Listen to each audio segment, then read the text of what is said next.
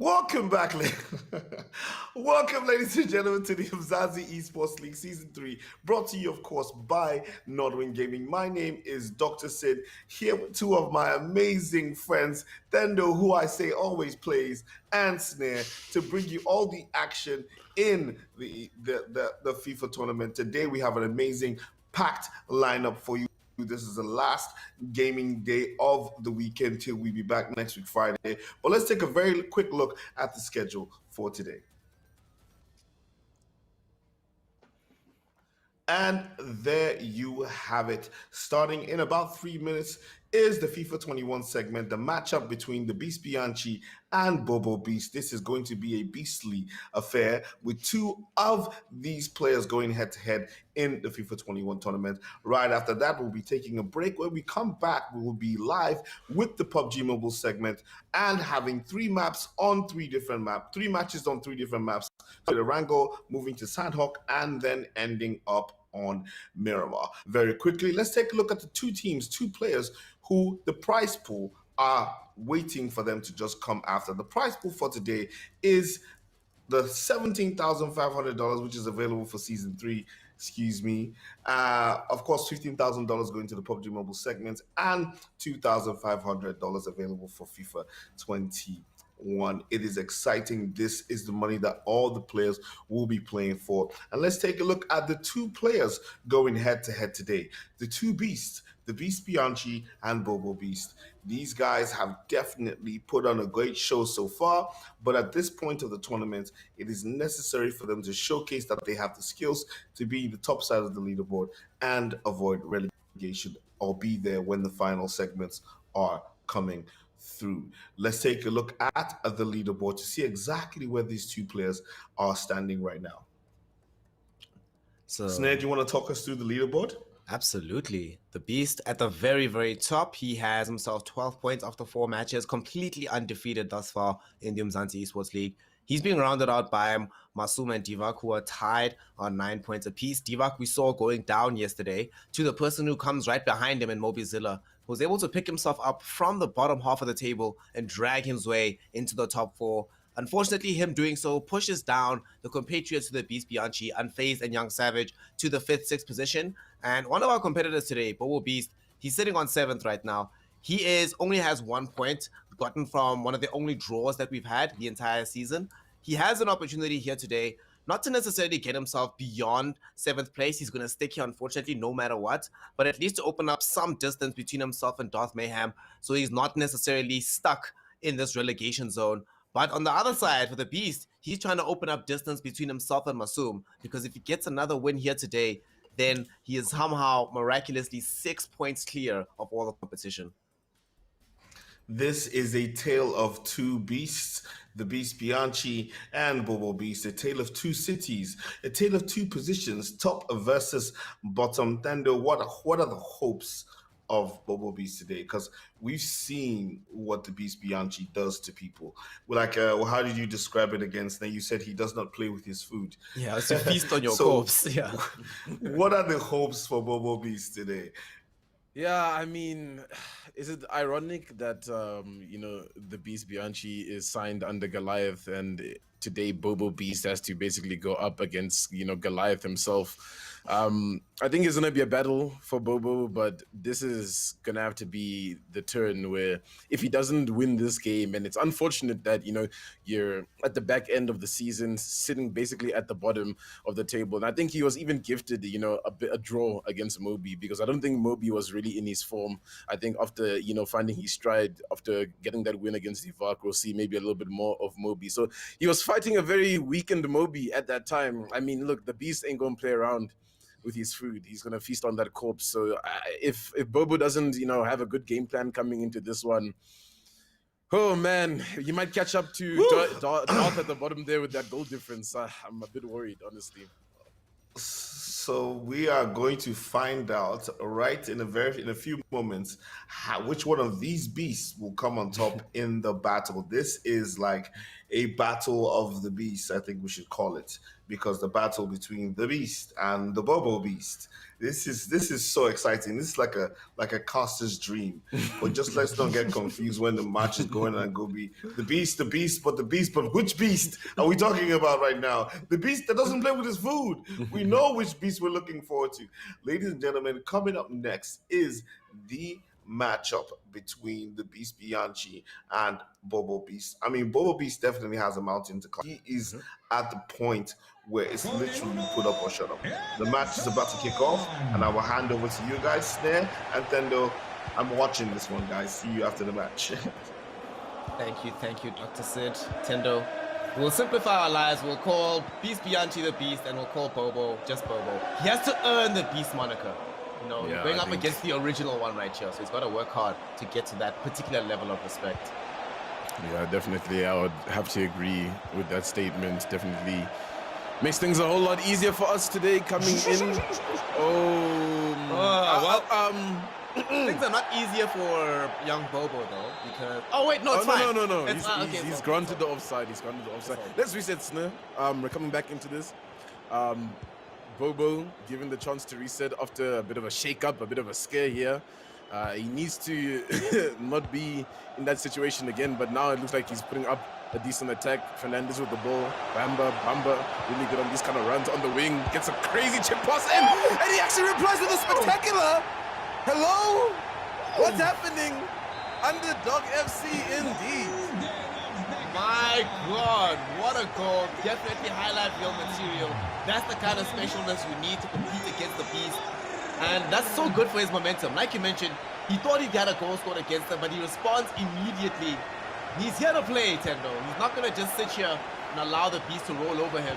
Still has to deal with an attack right now, and with the key tackle, keeps the lead for himself. Man, you could not be happier with the way to start the game like this against the Beast. Yeah, definitely a really good start. I think the nerves now are shaken off. I think in that situation, after missing the goal, Beast maybe got shooken up, wasn't really prepared for such a strong counter-attack. And I've been really liking Bamba, actually. I think, you know, there's these runs that he just gets into these spaces, and I think some players are really utilizing him really well. I think Moby yesterday did that quite well. But now Beast on the attack, Messi with it. Here's Bamba on the opposite end with the Beast. Can we see some magic here from him? Trying to play it in the box, not really finding a space. It's looking like Bobo is good with his defense, closing things down quite well here. Beast just trying to get this build-up play, but it's actually leading to nothing. Sanchez on it at the edge of the box. Making sure to just close out all the spaces and the gaps not available for the Beast to exploit. A touch on the ball. Leads immediately into a counter-attack here for Bobo. He's in on the run again. Neymar, this time the recipient of the run. And he can't find the cross to Bamba because it goes out for a corner kick. Still, great signs of life here from Bobo. We sort of saw this from Moby as well, where the counter-attacking style can work really well for you if you know exactly what you're doing with it. Unfortunately, earlier on in proceedings, Darth Mayhem on Friday tried to make it work. We saw better from Moby, but now Bobo looks like all the underdogs playing the same style when it's been getting progressively better across the weekend. Still only 1-0. Beast has a lot to do. Yeah, definitely. It's good to see these underdog stories come into fruition here in the Umzansi Esports League, hosted by Nodwin Gaming. And is this Beast maybe with the opportunity? Oh, it looked like it, but the defense was strong there to stop him in his attack. So Mbappe on the ball, trying to make a build-up play here is Bobo. Maybe he can find another early goal and really give himself a good cushion to work with here against the Beast, because even though the Beast is down, you can't count him out just yet. I think he performs his best when he's down here. I think you can agree with me, Snare. Absolutely. Giving this man pressure is sometimes the easiest route to your own downfall. For now, still okay for Bobo. 1-0. Needs to expand on this, and he hasn't been able to find a way to crack the Beast defense. We'll see if the Beast is going to be able to do the same on the opposite end. That each time he runs with the ball, he gets closed down instantly by Bobo. Can he get through here with Messi? Looking for the dribbles. Finds a pass onto Bamba, but looks like Bamba wasn't expecting the ball, so it goes out for a throw-in. One of the things that you've been mentioning, right? You spoke about Bamba and his utility and how well he's been doing in the Umzansi Esports League. Now I've been thinking about these sort of players who not necessarily super effective or super impactful. For example, we've seen Atal drop off for the reliability of the Neymars and Mbappe's, but someone who's been basically every team, Renato Sanchez, still untouched, has been in every team from week 1 and still in every team basically still now. Yeah, I think Sanchez just opens up the middle of the pitch so well, and you know, he's got that up and down mentality where attack is there, defense is there. So it's just, you know, really good to balance out a lot of, you know, the play styles that I think people approach in the Umzansi Esports League. So definitely you got to have him on your side. Good team pick. And I think, you know, you got to experiment with him if you haven't put him in just yet. Maybe someone at the bottom of the table, maybe struggling a little bit, needs to implement these kind of players that are being so explosive for everybody else at the top. But now the Beast actually in a good position to get a shot in here. Is this the response? Offside again. Every time that happens, that's such a good situation for Bobo, because frustration starts to mount for the Beast. You get annoyed, you're like really caught by 2 offside traps on 2 separate occasions. That kind of sucks. And you keep the clean sheet for yourself. Unfortunately though, does seem like it's been a long time since there's been an attack that had a lot of intent from Bobo. So if he's not able to string together a promising attack, then it kind of feels like it's just a matter of time until the Beast can break through. Might be offside, but he's still finding himself in these good positions as he gets into it again with Mbappe on the flank, trying to get past Kyle Walker. Will he be able to do so? No!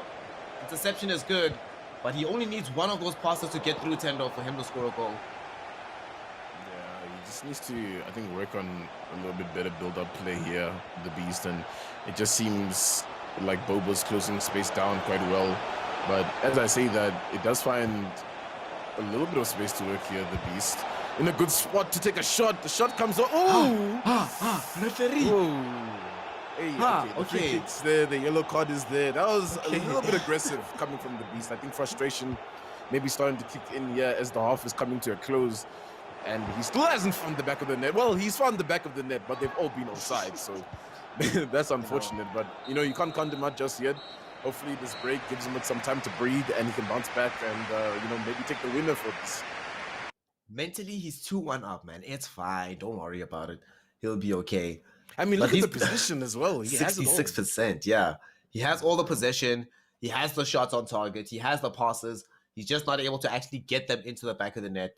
And it becomes an annoying situation. We did see, like, for example, a very reckless tackle coming out of him, which I'll be honest and say I'm very surprised it was only a yellow card in that situation. But if it got a red card, it would have been really disastrous for the Beast. So he needs to still calm down, figure out a way to get these attacks going. And I think what's always frustrating, whenever you're playing the game with a lot more possession on the ball, you feel to yourself, why am I not being able to do anything effective with this ball? At the same time, he's preventing Bobo from doing the same. So it's just a possession game for him now. But there are some players who would rather have it be an open, free, expressive game. As in this half to just not squander it, because with that possession we saw, Beast is definitely, I think, in control of this game a little bit more. You know, I think he's just waiting for the opportunity to just explode and get a goal in. Look at that goal now. He's inside the box with Mendy. Very aggressive run that he's come up here. Bamba gets onto the other side of the ball. Can he get it into the back of the net? No. Blocked off by Ferland Mendy. And the Beast, that's going to be another situation where he's upset, right? Blocks, offside, blocks. That's been the name of the game here for him. Eventually, you'll be able to find a clean shot, but at that point, that ball might just go straight into the keeper's hands, the way that his luck has been going. Yeah, I think it's that kind of day where when you squander your opportunities, it just might slip through your finger. And I think the Beast is definitely squandering a lot of these opportunities. And that one opportunity that Bobo took, pretty much his only opportunity in this game. You know, you watch those football games where the one team gets that one opportunity, they score, they're up, but the other team is just playing so much better, but they're just able to survive and carry it out. And I think, you know, if Bobo's able to just carry this one out, but he's going for something risky here with the chip. Doesn't really get it. He didn't suspect he was actually going to get in on that space. Oh. Is this a... Bobo? Is this a winner? Oh. Bobo? Okay, so Tendo, we were just talking about those teams who take the one opportunity, it somehow goes in. What about these teams that get two? The only 2 shots on goal from Bobo are the only 2 shots that go into the back of the net for a goal in this game. He's 2-0 up suddenly. And if you're the Beast, you're thinking to yourself, really? Seriously? After everything I've done, after how much work I've put in, this guy gets like 2 runs on the ball, 1 bounce back of interception, and suddenly the ball's in the back of the net? Are you kidding me? And it's that thing that you were bringing up about just like having to break down defense over and over and over and over again. You almost forget to defend yourself, right? And that's what exactly happened to the Beast. He just wasn't ready for defense because he's just in control of the attacking half, you know, and he's not capitalizing, but I told you what a save! I'm not even surprised. We knew it. We knew the keeper was going to save that one. It was supposed to happen. Written in destiny. It's like the storyline today. Of, exactly. Bobo just getting all these opportunities, these lucky chances of life against top of the table, the Beast. You know, he's trying to get a clean run in the Umzansi Esports League here, but Bobo's looking like a pillar in his way. What's crazy to me is that you're mentioning how the Beast was just on attack, right? The play that led to the goal. Remember, the Beast ran out with the keeper. You're trying to use him effectively as an overlapping player. He thought that he could get an additional attacker instead of focusing purely on the defense, and got hard punished for it. Now Bobo, suddenly we're back again here in the Beast's final third. Will he be able to defend against this one? 3 goals might happen with Chip. Ooh, what a save. What a save. Definitely kept the goal out from that one. Yeah, that was really dangerous in that position. Bobo looking really, really nice right now. Really explosive, finding some good passes against the Beast here, who is really struggling in his defense. And it's the 73rd minute. So, you know what? If he doesn't find a goal before it strikes 80 in this affair, it's going to be really tough for him to pull this one back, I think, you know. So this attack right here, Rashford on the ball, needs to make something happen, needs to be explosive, needs to get inside this box, needs to find a shot right now, the Beast, so that he doesn't fall victim to Bobo, the Beast. The underdog story here, it's looking like a tragedy in the Beast camp right now. What a tackle! My gosh. Bobo has been extremely confident in terms of his defending, not just tracking the Beast's movement, but also making sure to close him down, do these hard challenges, and now he's on the other side of the ball with Neymar. Neymar chips it over the keeper. He's gonna get the 3rd goal. What is Bobo Beast! Alright, Bobo, you know what? You are now the Beast. He has taken over the name. He's because he beating jinxed it in the Julio. beginning. You jinxed it in the beginning. You're like, nah. He's gonna earn the title of the Beast. Thank you very Hey, man, much. he's earning it now, man. He's earning his stripes out here. Look at him go. Damn. What a guy. 3 goals in it. All right, so at 1, we're always worried against the Beast. 1 is never enough. 2, you're a bit safer, but like you mentioned, it's just a cushion. But when you get 3 goals up with only 10 minutes of normal time left in the game, there's no way that even the staunchest Beast supporter can say that he's favored at this point.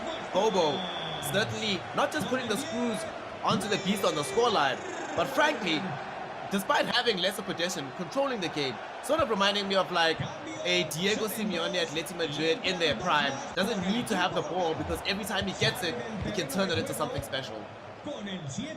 Yeah, man, and I mean, it goes back to defending being such a key part of a game like football, where yes, attacking really like, you know, when you're watching, it seems like the attacking team is always in full control, always, you know, controlling the pace of the game, but often the defense is a really key part, you know, and keeping a steady defense, especially against a strong opponent like the Beast, is really good and shows that you're actually the one in control of the game. Because when you can shut down someone like Ronaldo, obviously in a game, what can you do without the Ronaldo effect, you know? Then you're Portugal losing, and then what's next? And this is exactly what's happening over here. The Beast is just getting shut down in such a clinical way here by Bobo. It's actually crazy to see.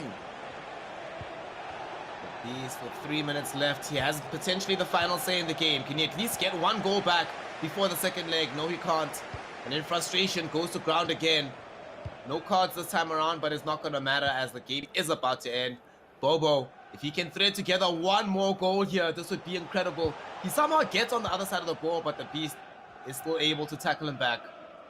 And with 1 minute of added time, there's just no way for him to get anything Might get at least one goal here. De Jong gets past the defender, but it's not going to be enough. Referee's whistle will blow, and a leg one will conclude. A Beast wins game 1, but it's not Julio the Beast Bianchi, it's young Bobo who takes the game 3-0. Tendo, what did we just see? What just happened? Yeah, I mean, I'm still kind of shook, to be honest with you. I mean, the Beast's been so incredible, almost, you know, faultless throughout the whole Umzansi Esports season.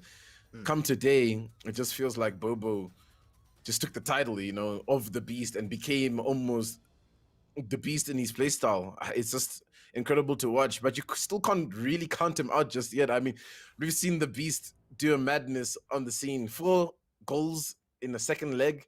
Yeah. Is it possible? Do you think he can whip it out right now? Do you think he's taking a break right now, fixing his mental, knowing that, you know, I am one of the best? You know, I've qualified for an FIFA World. Like, you know what I mean? Like, is he gonna bounce back to defeat Well, Bobo? I've seen him bounce back from harder situations, but I also don't think he's been in this particular situation where he's down against somebody who he's supposed to be outclassing, right?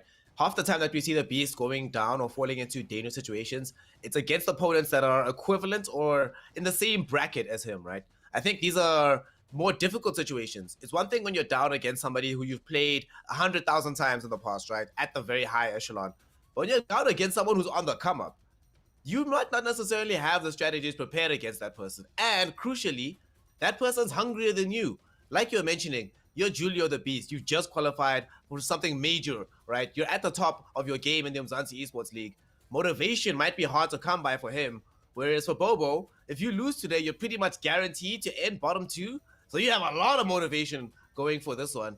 Just based on what we saw, if I had no idea who the players were, and just what we saw in the game today, I'd say that the Beast has a really difficult time going into leg number 2, especially because I don't think that we're going to see any more mistakes from Bobo. This was by far the cleanest game I've seen from him in the Umzansi Esports League. Something you've said over and over. He needs to clean up his defense. He needs to clean up his defense. He's had so many interesting ideas on attack, but he needs to clean up his defense. Well, that's what he did today. And what's Julio going to do to try and adapt to that defense is the question, rather than what does Bobo need to do? Because Bobo, in my opinion, is really favored now. Yeah, definitely. I mean, it feels like we just watched a final and just like an underdog has been taken down. I mean, look, we still have the second leg to get through. I wonder, you know, if any of the strategies are going to change actually from the Beast, because clearly it wasn't working for him in this one. And you know, this is one of those things where, especially in a game like in games like FIFA and just esports in general, obviously with demos and VODs to go back and review, these underdogs have these opportunities to just become masterminds, you know, and just learn play styles, learn how to counter these top dogs who have demos on demos, because they're always competing, they're always trying to be shot at top of the game, you know, and you just might catch them out by surprise, like today. We'll see if he's able to do so here in the second leg, as leg 1 did get that surprise victory of 3-0. Let's see if he can keep it.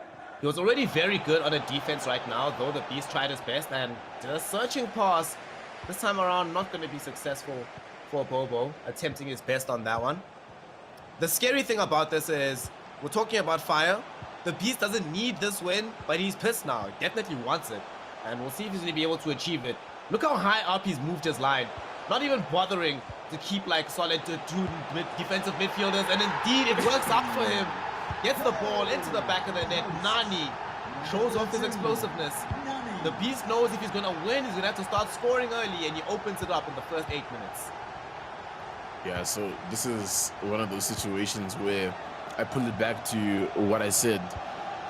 You know, the Beast can definitely come back.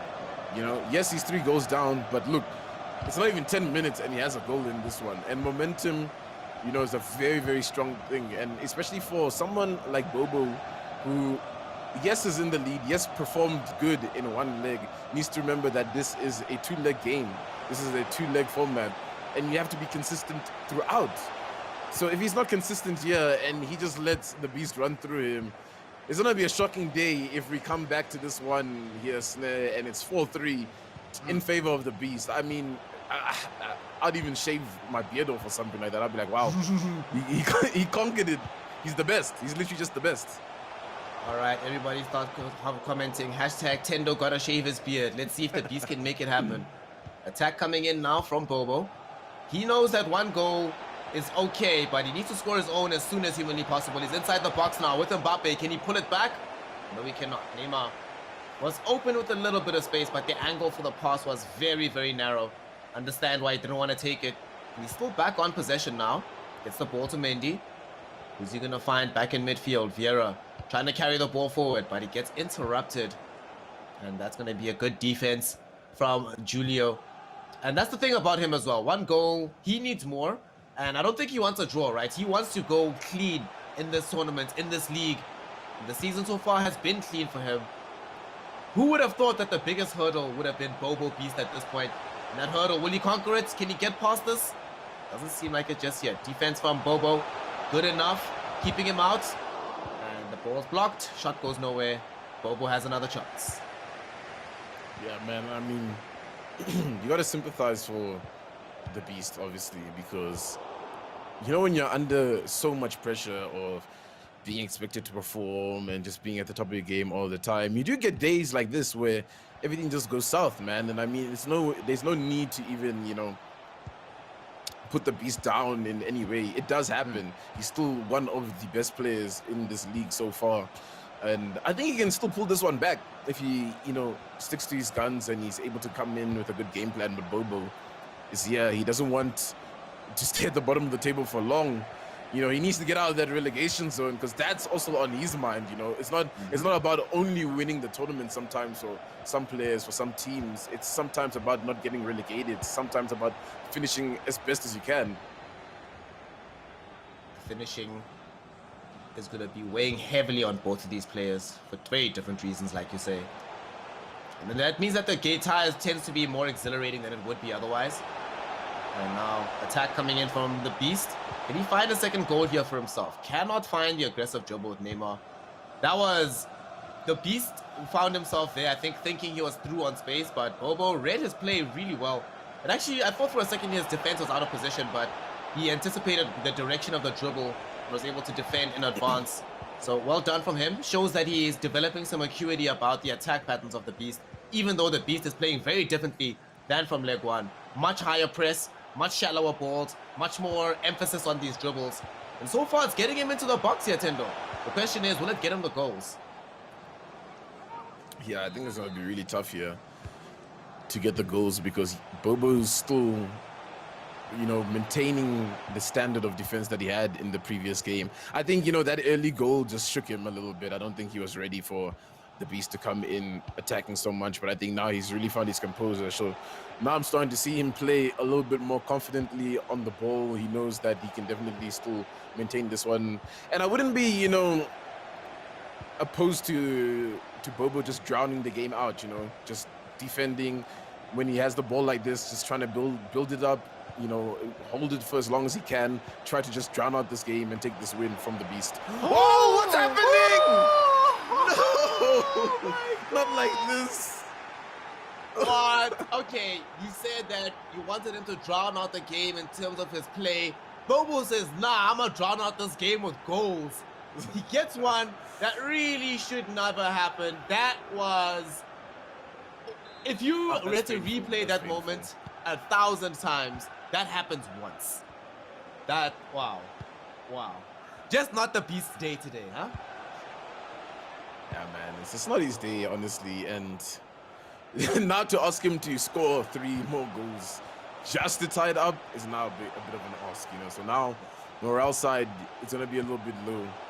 He's gonna have to work really, really hard here, even to walk away with the draw. But maybe it's not over here. Oh, you know, defense just so good today for Bobo, you know.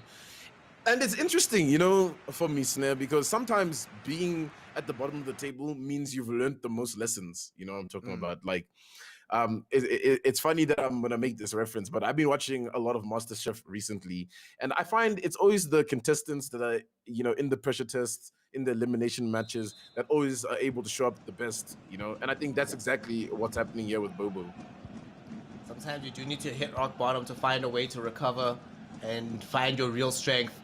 His goal difference Some might say, well, Bobo, your goal difference has been terrible thus far, but he'll just tell you that's just given me an opportunity to learn various types of defense. And he's employing it here against the Beast. Really good fashion. Ahead by 3 goals again. The Beast. Now the question for him is going to be, all right, it's already been difficult enough for me to get any kind of traction in the game. The first goal was arguably a lucky one. And it looks like Bobo is at the point now where he's sort of reflexively defending against the Beast. So the mental pressure is all on the Goliath, man. And Bobo, oh, what an interception. Vieira is going to have this turn into a goal. Run on the flag. Bamba with these dribbles. Bamba gets the shot off, but the last-ditch save. Okay, that time Bobo was a little bit unlucky. He definitely deserved that goal. But the save, the hands from the keeper, this time around, good for Julio the Beast Bianchi. Man, you gotta just love football, you know. It just, especially FIFA, it just, every moment there's an opportunity for a goal to happen, and sometimes it's just those last-ditch efforts that denies it. Woo! A bit of a haywire tackle coming in there to get the ball. Desperation at an all-time high here. 55 minutes in. Oh my goodness! Hello. Oh, the Beast playing Mortal Kombat here. At this point. The moves here are looking really good from Bobo as well, man. I mean, he's just playing his game here. He just looks so fluid right now, like water through the Beast. You can definitely see the pressure on the Beast's shoulders right now as he's just trying to get a goal at this moment. You can tell that he's slightly tilted right now, the Beast. If he can't get another goal, that tilt effect might continue to worsen. Let's see here. Can he make a way through? The Beast still finding himself held back by Bobo. Oh! What? Are you kidding me? A strike with the power of 1,000 suns hits the post and bounces back. And it turns out it not just bounces back, it bounces back perfectly to allow Bobo to go for a counter-attack, Tendo. Come on. All right, we need to figure out. Somebody let us know in chat. Who put out the Muti to curse the Beast? Because his luck has just been atrocious. That was today. literally on my head as well. I was just like, hey, who's in chat here with the Muti out here? Hitting the pole like that, you gotta be feeling it for the Beast. He did everything right in that situation to get that goal, and he was just denied by that 12th man on the field, the post. You gotta love it. You gotta love how FIFA does that to you sometimes, and he's gotta be gutted. 65th minute in this affair right now. 3 goals is still needed to tie it up for the Beast, top of the leaderboard here in the Umzansi Esports League. Damn. You know, if not for that post, right, I could, with 65 minutes into the game, I could see a situation where he can score 2 goals and come back to a draw, right? But 3 is something else. He needed that goal. He did not get it. Now suddenly on the cusp of giving up another one. And the thing is, for Bobo, he doesn't need to score these goals. Every moment that he's spending attacking is a moment he doesn't have to spend defending, and a moment where Beast can't get a goal. Look, Beast gonna try to change that up right now. Bamba, can he make it happen this time around? No, he cannot. Getting crowded out by Aphelion, still in possession of the ball. The Beast has an eye on the clock. He knows that it's ticking down. He knows that he cannot have that much more opportunity to find a way to come back into this one. Renato Sanchez trying to dribble, trying to carry it as far up as he can. He's in the box, but there's no way through. Man, the safe that is Bobo Beast finally gets cracked by the goal coming in from Nani. We've questioned many times before why the Beast continue to keep Nani in the team, but that's why he's the only one that can crack this. But it's not enough, Tendo. It's not enough. Oh man, it's not enough. It's been an exciting game thus far. It doesn't even feel like the Beast is down by so much. The way this game feels like it's so close. I mean, you got to give it to the Beast for his attacking efforts there. World class, honestly. I think today's just been the bottom of his luck pool. And yeah, man, 77th minute. Can this happen? At least for a draw. Maybe. If he attacks with everything that he's got here, the Beast. But Bobo, you can't take anything away from him today. He came to fight, and he's a champion here in his own regard. Definitely came to fight and exploited the few moments of mistakes that came from the Beast. Sometimes it's about frustrating your opponent, forcing them into a situation where they make a mistake. And you don't have to be better than your opponent. You just have to be able to exploit those opportunities and be better on the day. That has been the story of Bobo. 2 goals will bring the Beast back to level, but with 9 minutes left, looking less and less likely that this can happen. But we're going to try for it now. Akuna receives the pass. Can he get in on goal? Still dribbling on the touchline, somehow managing to keep it inside. Back down to Messi. Mbappe looking for a way through, but Mbappe challenged and forced off the ball. The Beast has to retire his name because here comes Bobo looking for the definitive goal. Oh, no. Gets it to Mbappe. Mbappe misses. Are you kidding me? What? Okay. All right. All right. Looks like there's enough Muti to go around for everybody today. This has been probably one of my favorite games to watch so far in this Umzansi Esports League. It's just been pretty much action back and forth on both ends here. And the plays have just been absolutely superb, I think, both from the Beast and from Bobo here. Edge of our seats here. And here he is again with Nani taking a shot. But no, the defense, the brick wall that's been the bane of his existence today is going to stop him one more time, yeah. And Bobo on an attack. What can he do here? It's the final minutes of the game. Bobo's on this one. Can he get something? No, he's not in. No, he's still in with it here. A target comes on the outskirts of the box. What is happening? All right, what a finish. Is this a free kick goal? Do it for the country. Do it for all of us. Bobo! Bobo! Bobo! What is this? Noise. We were talking earlier about how Atal has been replaced as the go-to striker. Bobo reminds us why that's a mistake. Gets the 2-2 last-minute goal. What just happened? Bobo Beast. All right, I feel like he can take the Beast thing now. It's okay. It's acceptable. You can have it, my friend. Be a Beast. Wow. Tendo. I'm speechless, Tendo, honestly. what did we just see? I think we need to bring Dr. Sid back here because I feel like Dr. Sid was watching that game and he said he was excited. He was excited walking into this one. Dr. Sid, he was like, man, I think this game is going to be exciting. I'm here. I saw it. I can't believe what I just saw, but I saw it. Bobo Beast has this. You upset him, Snare, because you said you're going to call him Bobo and he doesn't have the right to be called the Beast. So he showed you that he's going to deal with the real Beast and become a Beast himself. Yeah. Bobo came in 3-0 first. I was like, okay. The Beast Binachi tried to come back in the second game, but Bobo held out. Please, what was that chip in the first game? There were so many things. I wish we had a highlight of that chip from the first half. What, ladies and gentlemen, this is unbelievable. Bobo Beast 5-2 winner over the Beast Bianchi, giving him his first 3 points, which pushes him up the leaderboard, doesn't get him quite out of safety, but obviously starts the engine for a comeback to growth up the leaderboard. Wow. Guys, we have to take a few minutes to talk about this because, Tendo, what did we just witness, please? I think we just witnessed one of the most memorable games here, I think, in the Umzansi Esports League, at least in this stage of it before the playoffs. It's wow. It's the Goliath has been taken down, just like the story, you gotta be bitter right now as the Beast, going on such a good run so far, looking almost unstoppable, and then obviously Bobo just needs to show up today. And this is put it in a very, very risky spot here. I mean, you look at where Savage is over here, where Unfazed is. If these guys lose any of their games here, now Bobo has momentum. How can you take down Goliath and lose to everybody else? You know what I mean? Like, now everybody just looks like a stepping stone to the top. I'd be shook. We might see Bobo in the top 4, the way he played today. If he continues to play like that, it was honestly amazing. That was just, I mean, it was classy. Like, literally, he controlled the game from the start. Didn't give the Beast Bianchi any opportunities at all. Like, at all. The Beast Bianchi managed to get 2 goals in, but that was a 5-goal thriller that my mind is blown away. Like, what did I just witness? Right?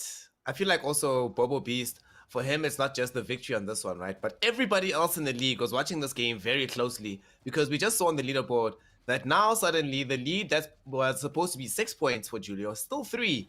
And crucially, because of the goal scored, the goal difference between the Beast and Masumu is only 1. Between him and Divac, it's only like 3 or 4. So if one of them now suddenly has a good day, they go to the top and everybody will be like, thank you, Bobo, for doing the Lord's work, for starting the journey for us.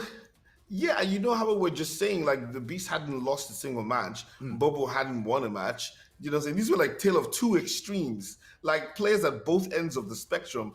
And Bobo just came and pulled, as my friend DK would say, a herd of rabbits out of his hat. In fact, he pulled out 5 rabbits out of the hat to be precise. Ladies and gentlemen, like we keep saying this, and this is the things that you can't write these stories. These stories can only be seen live on the Umzansi Esports League, which is brought to you by Northern Gaming. This is season 3.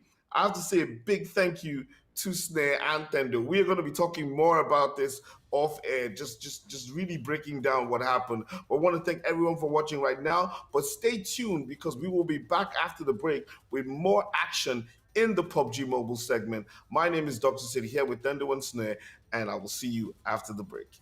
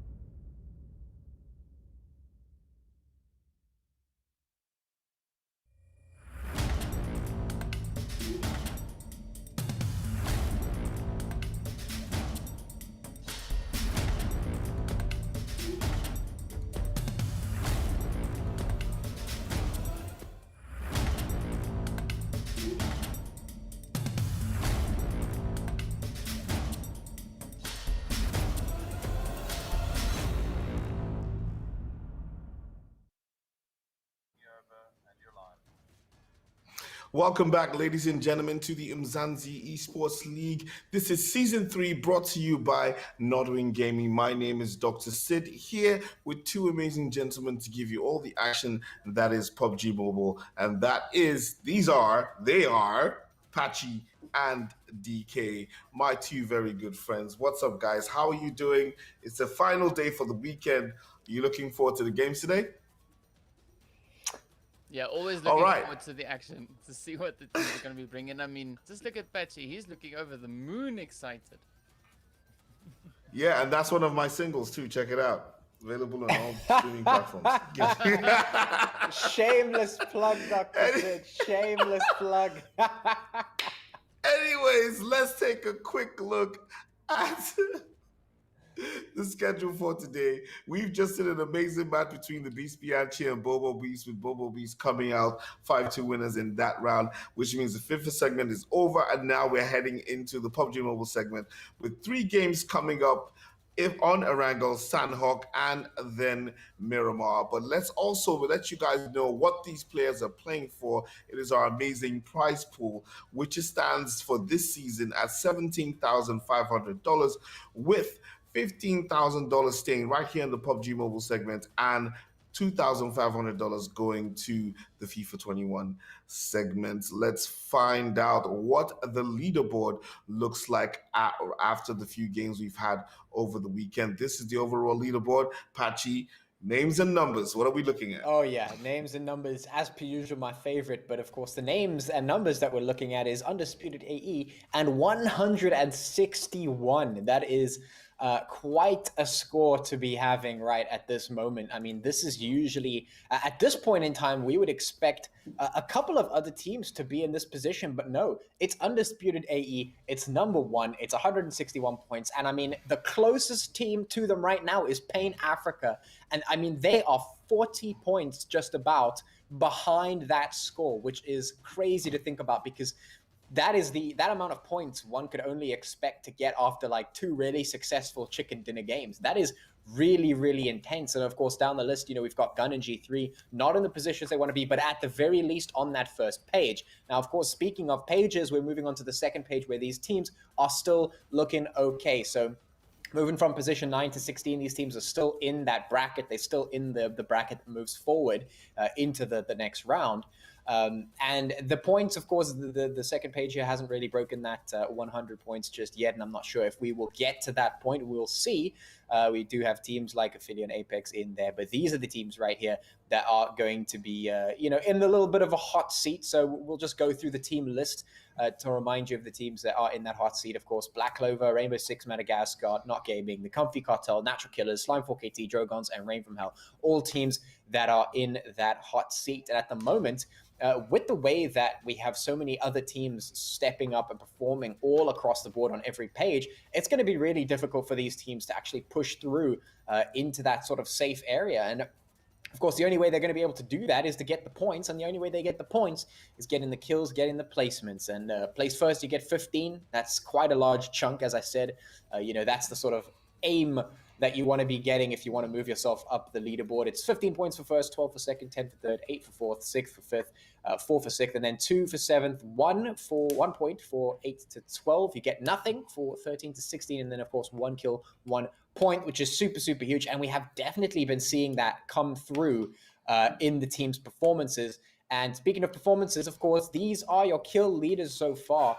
Cemented in this one, Undisputed AE, of course, being so high up that leaderboard. Of course, they're going to have 2 of their players on their kill leaders. Of course, it's Undisputed AE with Potato and Matrix coming out of there. And then, of course, we've got Burden from G3 and Lord from BBC, who've also been absolutely putting those numbers in. I mean, 4.5K in the hands of Matrix. That's an insane amount of damage. And you could see it in the game when they drop down, when they're in the thick of things. They're absolutely laying down that fire, absolutely putting in that damage. And I mean, this is really the sort of golden play style right here for the team leaders in this group right now. Yeah, super exciting stuff that we're looking at. DK, who is playing today? Who are we looking out for today? Well, we've got the players from Group A as well as Group C. And so for the Group A squads, we have Gamers Unite Nations, we have the Immortalz, we have NFxUnique, Rainbow Six, Madagascar, Natural Killers, Fear, as well as the team there from Ultra Six. Now, of course, this is the squad A groups are the squads that we didn't see play in yesterday's games, if I'm not mistaken. And now as we move into Group C, these teams, of course, having yet another run added. That being the side there of Zero Tolerance Skills, Slime 4KT, Lag Esports, Aphelion Apex, Black Clover, Pain Africa, Rain from Hell, and the Euphoric Gods. So definitely going to be looking to see what the teams from Group A will be bringing in, as they are coming in fresh with some potential aggression and action here today. And we've seen quite a bit of aggression come in, especially from the Group A squad. So it's going to be an exciting day to see what the teams will bring on the battlefield. So A for aggression. Let's see if the guys from Group C can bring in some control or maybe some chaos, as we expect the tables to be shaken with teams moving up and down and making sure we get all the action that we expect today. I have no doubt in my mind that we are going to get some really, really hot action. I've just gotten word from the guys in the control room telling me that the observers are ready to bring you all the action to make sure that you don't miss a spot of gunfire or teams dropping. In full tradition of the second round that we are in, we have seen teams going at it right from the beginning. And it is expected that that is going to go on through again. DK, I'm going to ask you this question very quickly. Of the teams in this Group A, which team do you expect is going to struggle? I know we always talk about the guys that do well. I'm gonna flip the script on you and say who's gonna struggle. That is quite the flipping of the script there. I mean, that is a difficult question to answer. Well, if we look historically speaking, Natural Killers have been struggling in last week's matches in this lineup, the Groups A versus Group C. So hopefully they step it up, but I think just historically speaking, they were struggling last week, so I'm hoping to not see a repeat of that. But wow, that is a really difficult question to answer. So I knew that. I was just gonna put him on the spot, throw him off his game, because DK is always so calm and composed. I know he's gonna get back at me. He has some dirt on me, but I'm begging him to just allow and let it go. Ladies and gentlemen, it is about time to fly over into Erangel. The chopper, the plane is ready. Players have their backpacks loaded up. I'm going to be saying that DK has called it twice. Yesterday, he called out Zero Tolerance Skills. So maybe he's actually right that Natural Killers wouldn't do well today. But then again, that could also be the gauntlet being thrown down to Natural Killers to actually show us exactly what they've got. One or two ways. It's either it's a prediction or it's a motivation. Ladies and gentlemen, you always win on this side of the board. We want to thank you so much. I want to thank you so much, because I'm about to leave you in the very capable hands of DK and Patchy as we are about to fly into the land that is Erangel. It's a PUBG Mobile, guys. See you after the game. Yeah, it is PUBG Mobile. Thank you so much, Dr. Sid. That insight, absolutely a transcendental, next level insight right there. You heard it here first, lads. And it is indeed going to be Erangel. It is map 1. It's the beginning of today's matches, which is the final matches for the week. Of course, we're heading into a flight path over there from Lipovka all the way towards the west coast. Shout out to all my West Coast Oaks out there.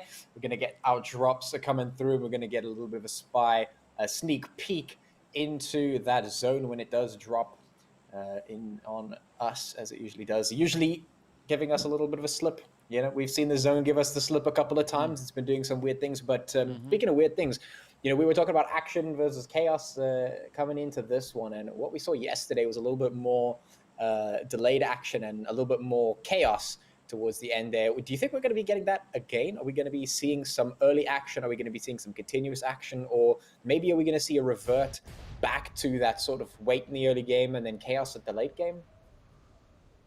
I'm hoping with the addition of the Group A squads that, the aggression definitely gets dialed up, because we've seen that in past games. Especially on the first day of the second round. But now with that zone all the way down in towards that far southeastern side, it is going to be interesting to see what the teams will bring. I'm hope the aggression come in, and I'm also hoping that Natural Killers prove me wrong. Like, That was a really, I want to use words that I can't use on out in public, but that's kind of the question. It was. It is a really tough one, but I'm hoping to see the Natural Killers prove me wrong. I am sincerely hoping that that is exactly what they bring. And I mean, right out the gate, they are pretty close towards Yasnaya, where we, of course, the team there from Gun actually changing up their drop location and heading in there. But I think that is, of course, in anticipation of that zone sitting all the way up in it towards the north, or rather the flight path that we had all the way up north. Another team I'm also looking to see what they'll bring is the side here of Not Gaming, right? They've had a good few potential runs. Now I'm looking to see whether or not they'll be able to step up. So I'm not going to ask you the same crazy question I was asked. I'm just going to ask you, who are you looking to see a good performance from today? Well, yeah, I'm not really too sure because we've really seen a shift in the landscape here of the teams. I mean, we've seen zero tolerance skills, and I think they're a team that we've seen do pretty well in recent times versus what we would usually expect coming through from a lot of these teams. I mean, generally we expect, for instance, G3, they've been a topic of conversation all over the place, and they haven't really been performing to the same sort of level that we generally expect. But as I mentioned in the previous days, that's allowed for a lot of other teams to step up and maybe gain quite a bit of confidence, which is actually what we've been waiting for quite some time. Because, I mean, we've been seeing the potential of a lot of these teams, and we've just been waiting for them to tap into that, and they have started to do so. So in terms of who I'm watching out for, I think Zero Tolerance Skills probably is coming to mind quite quickly.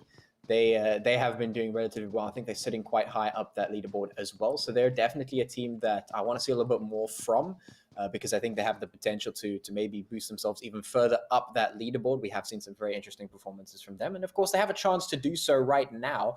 Not Gaming definitely been a team that I feel hasn't really reached their potential either. We've seen some things from them, but not really anything spectacular that we want to see.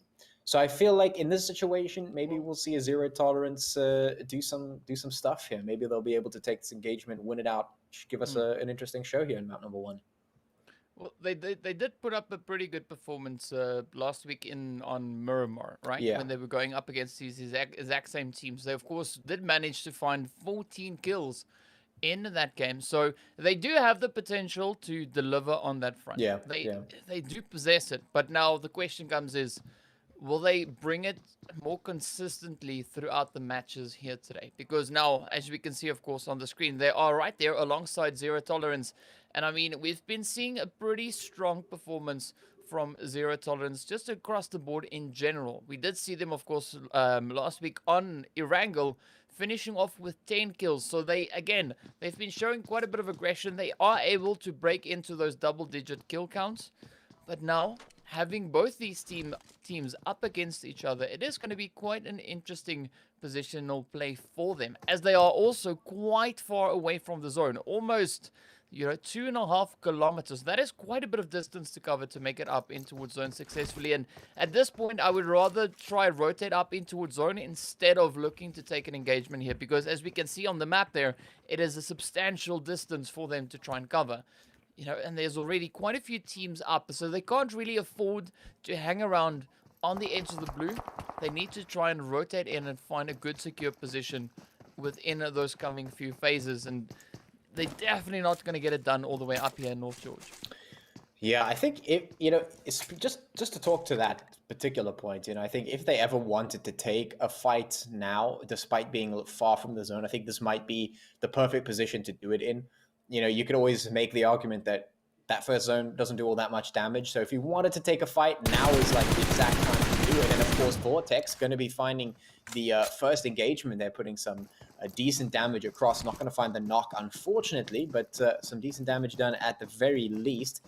Just letting them know that he's here. He's watching and keeping them at bay for the time being. We'll see if Not Gaming can step up to the challenge. Of course, the rotate does become quite an important point, because there is always that possibility of, if you don't get that rotate in early enough, then you can definitely lose out on positioning. And we actually have seen that quite often teams losing a foothold in terms of positioning, the gatekeeping can get really, really strong in certain zones, in certain situations. Luckily for the time being, it looks like they will just make the decision to get the rotate on, which definitely is the smarter decision for the time being. Of course, Not Gaming still up ahead of them, also needs to make the same decision. They have quite a distance to cover, as you mentioned.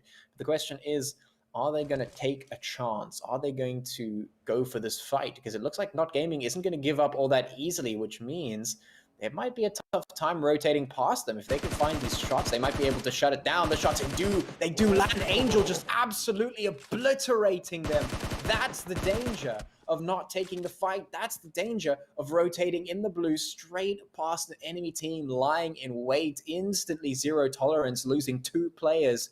That is a huge blow to them, and Not Gaming have not given up just yet. They're not rotating away. They're going to play the long game. They're like, we don't care about this blue zone. We're going to wait for you to push past us. And now we've even got the Immortalz approaching from the bridge side, which is going to add a third team to the mix and potentially some more chaos into this batch. That's a really odd rotation coming in from the Immortalz there, I have to say. Like, I think they even think so. Further into the blue.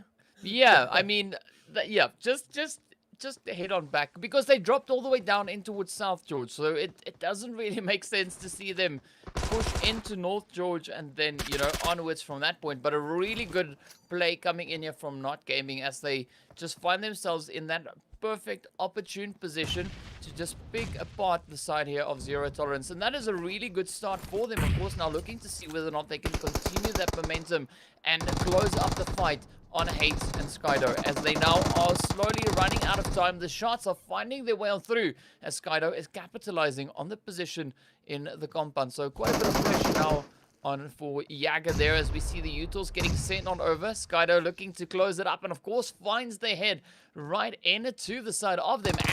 Angel now being put in a little bit of a pressure position, as Hates comes strafing in and around the corner. And this is a very costly fight, in fact, for both these teams, right? I definitely think the better idea here would have been to try and get that rotation into zone a little bit sooner. But it was a good play coming in from Not Gaming, setting themselves up in one of the limited options Zero Tolerance had to try and squeeze back up into zone. But as we looked over on towards the zone itself, it is quite an interesting position where we did see it shift. I mean, we did see the whole of military base, of course, being open. So I'm curious to see as to which teams could be trying to secure themselves a good position, as we've now hopped into our second phase. And of course, the side here of Rain from Hell looking to make a stand up in towards Malta. Not a big move we've seen come in from them. They, of course, dropped in between Mansion, pretty close to Shelter as well. So just venturing a little bit further down, still up in the blue zone. We have Not Gaming looking to make their final play. Jager and Zeus, the 2 remaining players there for Not Gaming. Now we see Zeus coming in, but this is going to be a very tricky play for Zeus, because Zero Tolerance, they've not tasted blood. They've gotten into the engagements. They are looking to push a little bit further, but I definitely would recommend Zero Tolerance to try and get back up into zone. Yeah, I mean, you got to remember, this entire situation happened solely because Not Gaming decided to spring the trap, and it certainly worked. But now it's locked them into this sort of chess game that they're playing in the blue here, because every second that they wait in the blue zone makes things all the more difficult, and it makes every decision that they make more important and more down to the wire here, because you could very easily lose out on the meds. You could very easily lose out playing this long game. So they have to be super careful about exactly how they do this. Now, both of these teams are on 2 players each. They have to be really careful about how they play this, because they know if Not Gaming decides to try and rotate away, absolutely Zero Tolerance is going to come for that revenge and just put the nail in the coffin there, no matter what. Now, of course, the opposite is true as well. So they're just playing this game where they have to make the decisions. They have to try and bait out the shots and land the damage. I mean, look at that. Zeus has put so much damage across in to the side of Zero Tolerance that they have to back off. Hate has to juice himself back up. You have no choice. As soon as that engagement happens, as soon as you take damage, you have to back off. You don't have the choice of pushing forward, which usually, you know, you have that option of being able to say, okay, let's push forward. Let's try and get on the offensive. This time around, you can't, because as soon as you're down on that HP, that blue zone's chunking away at your health. You have to juice back up. You have to get those meds in. So they've just decided, you know what, we're going to try and make the long rotate. We've been We've been in this fight for a little bit too long. We've got to Ooh. get out of that. So we're going to flip the card, do some 180s. That's definitely worthy of at least 100 patchy points right there. Hashtag awarded. But there it is. They're going to make the decision to finally rotate away from that one. They see the gap. They get in the car. They get out. And that's probably the most sound decision they could make at this point. In their kill feed, of course, we've got Pain Africa, another team that I think deserves a little bit of recognition here for doing really, really well in the past few weeks here. They have definitely been making some moves, and we find them also stuck in the blue zone here up on the bridge, taking a long-range fight with, I can't even see who, but they're definitely stuck here for whatever reason.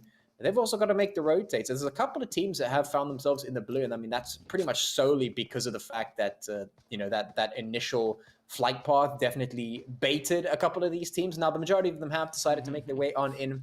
And we've actually got a zone that we haven't seen for quite some time, heading all the way over to that eastern bridge. And majority of the available play area is, of course, on that military island, which we haven't seen in a while. So that's really nice. But we also have that channel of water between the two as well. So we might just be seeing a couple of long distance swimmers hitting the water there. So you can see Aphelion and Apex getting in those laps. So interesting to see a lot of teams still stuck in blue. They're going to be making their moves. And yeah, we still have 15 teams, 53 players left. I'm assuming that a lot of them are still on the rotate into the safe zone. Yeah, it's definitely going to be interesting to see. I mean, already as we looked onto that zone, we did see the players here from Lag finding themselves in a really good position within the zone. But also looking at where they dropped, they'd already dropped in on towards that bridge, you know, so good call there coming in from them in anticipation of that zone. I mean, they dropped down in towards Farmer. That is a position where we usually see G3, if they are in the lobby, go for a very similar play to add to that. But now, of course, as we look on towards the players here who are looking to find their way back in towards zone, Malta, it's looking a little bit barren. We do see a few teams, of course, just positioned on that coastline. The Natural Killers being one of the teams positioned here. And, of course, Rain from Hell now just up ahead out in that drink, looking to make a little bit of a play. But it is a really difficult position they find themselves in. And, of course, now just providing the side of Natural Killers with a perfect opportunity to pick up quite a few easy kills onto them. Yeah. Indeed, just picking them up there. Of course, the Natural Killers got to keep some eyes on them to see how they fare in this one. Definitely expecting a little bit more to come out of them, as we haven't really seen them come to play in the last few weeks. Of course, we got Rain here, Rain from Hell, who are attempting to get their swimming done as well. Just keeping fit, keeping the laps in there. Some damage being done from the third party. Their Shroud going to be under a little bit of pressure here as the NFxUnique up in the distance, as well as Rainbow Six Madagascar there, putting the hits in to the Natural Killers. And there's quite a number of crosshairs here to be aware of, to be wary of. The Shroud potentially in a very, very dangerous spot. Rainbow Six all clustered up here towards the available buildings for cover. NFxUnique also spread out very much around this vicinity, looking for their time to put a couple of those shots in. Just waiting to make it happen in the kill feed. We've got the Immortalz and Zero Tolerance going at it, and I think that might be the elimination of Zero Tolerance that we just saw. It is very, very possible, as they did come in with a very, very late rotation up in towards the zone, as we did see them, of course, positioned all the way up over towards North George. So quite a bit of a distance they had to try and cross to make it up in towards zone successfully. But now we see the shots there from the Immortalz just lasering on through over in towards the water. Quite a few players now being caught in a little bit of an uncomfortable position as they now have to try and swim across, and the zone just sticking over on towards that Sosnovka military island. So many teams out in the water looking to get that rotation, and of course now we can see the players from Not Gaming succumbing to the blue, Gun succumbing to the blue. So some really, really tough rotations in the zone, making it quite uncomfortable for several of these players. You can see a lot of the action coming in there is just the blue zone ripping them apart. And it is so sad to see that the teams got caught on such a tough rotation. But, you know, it is PUBG. That's kind of how it goes at times. And I mean, we're looking to see which teams will be able to capitalize on the carnage, looking to set themselves up right on the edge of that zone, potentially even looking for compounds they can look to fortify a little bit further in towards that zone. And of course, we see right here alongside the players from Aphelion Apex. So both teams, of course, now occupying some within the zone, but Apex now just looking to pick off the players who are caught out in the water. And of course, Rusty just blowing up the vehicle there for the Immortalz as they are on the approach. But it seems like they're going to be crashing up onto the land right north of the side here of Apex. But of course, now Zero pushing up to investigate. And now, of course, NFxUnique positioned over on towards the eastern side. A really good ridge play position they have here. But of course, now will they be able to capitalize on that as they do have a little bit of company now moving in on Ooh, Keish looking for the most there. Not going to find anything substantial, but definitely looking to put some damage in to all those teams who are rotating still up here into the zone, which is giving us quite an interesting situation to be in. As you can see on the one side, we've got the likes of Pain, Lag, and Fear, who are all stacked up on the side of this mountain using the trees for cover and hoping for the most in that respect. Keish still continuing to put those long-range shots on, and looks like this time he's going to be finding that damage as, well, Ultra 6 is right up ahead of them in that compound. Some decent bits of cover here and there for the teams, but ultimately mostly just hills and trees to potentially use. Well, interesting to see where the zone goes from here. We are still 4 zones in, which means we've got a couple more left before we head into finals, but we've got 11 teams still remaining, 31 players on the board now. Ultra 6 just continuing to take control of this particular side. A very good spot to be in as well. You know, just waiting for all those rotates to come through. They have made themselves in a good position. Of course, now as we move through into the next zone, though, it becomes a little less advantageous from that respect, but at least they still have the cover to utilize. NFxUnique still just putting a couple of shots in their direction to keep them on their toes. We'll have a look and see if anything comes further than that. Of course, Rain from Hell still in the distance there. I'm not sure how long they're going to last, because I think they're just camping it out, hoping to try and wait as long as possible. Neon playing the long game, playing the slow game, doing the solo man mission here. The rest of the teams have stacked themselves inside that zone. Natural Killers taking quite a punch from Lag. In fact, I think, yeah, that's them just getting taken out straight away there. So we are in our top 10 teams here. The zone has decided to shrink up once again, and just about no one is inside there except for NFxUnique. So they've got a unique position there, but they can now take quite a strong spot away from a lot of teams who are now going to have to rotate up into that zone. So Ultra 6 now going to start taking some pot shots over towards Black Clover. We've got Fit and Apex now putting some shots over towards the Immortalz, and Black Clover fighting back against NFxUnique. So there's a lot of fighting happening now as the teams realize the pressure is on to get that rotate happening as soon as possible.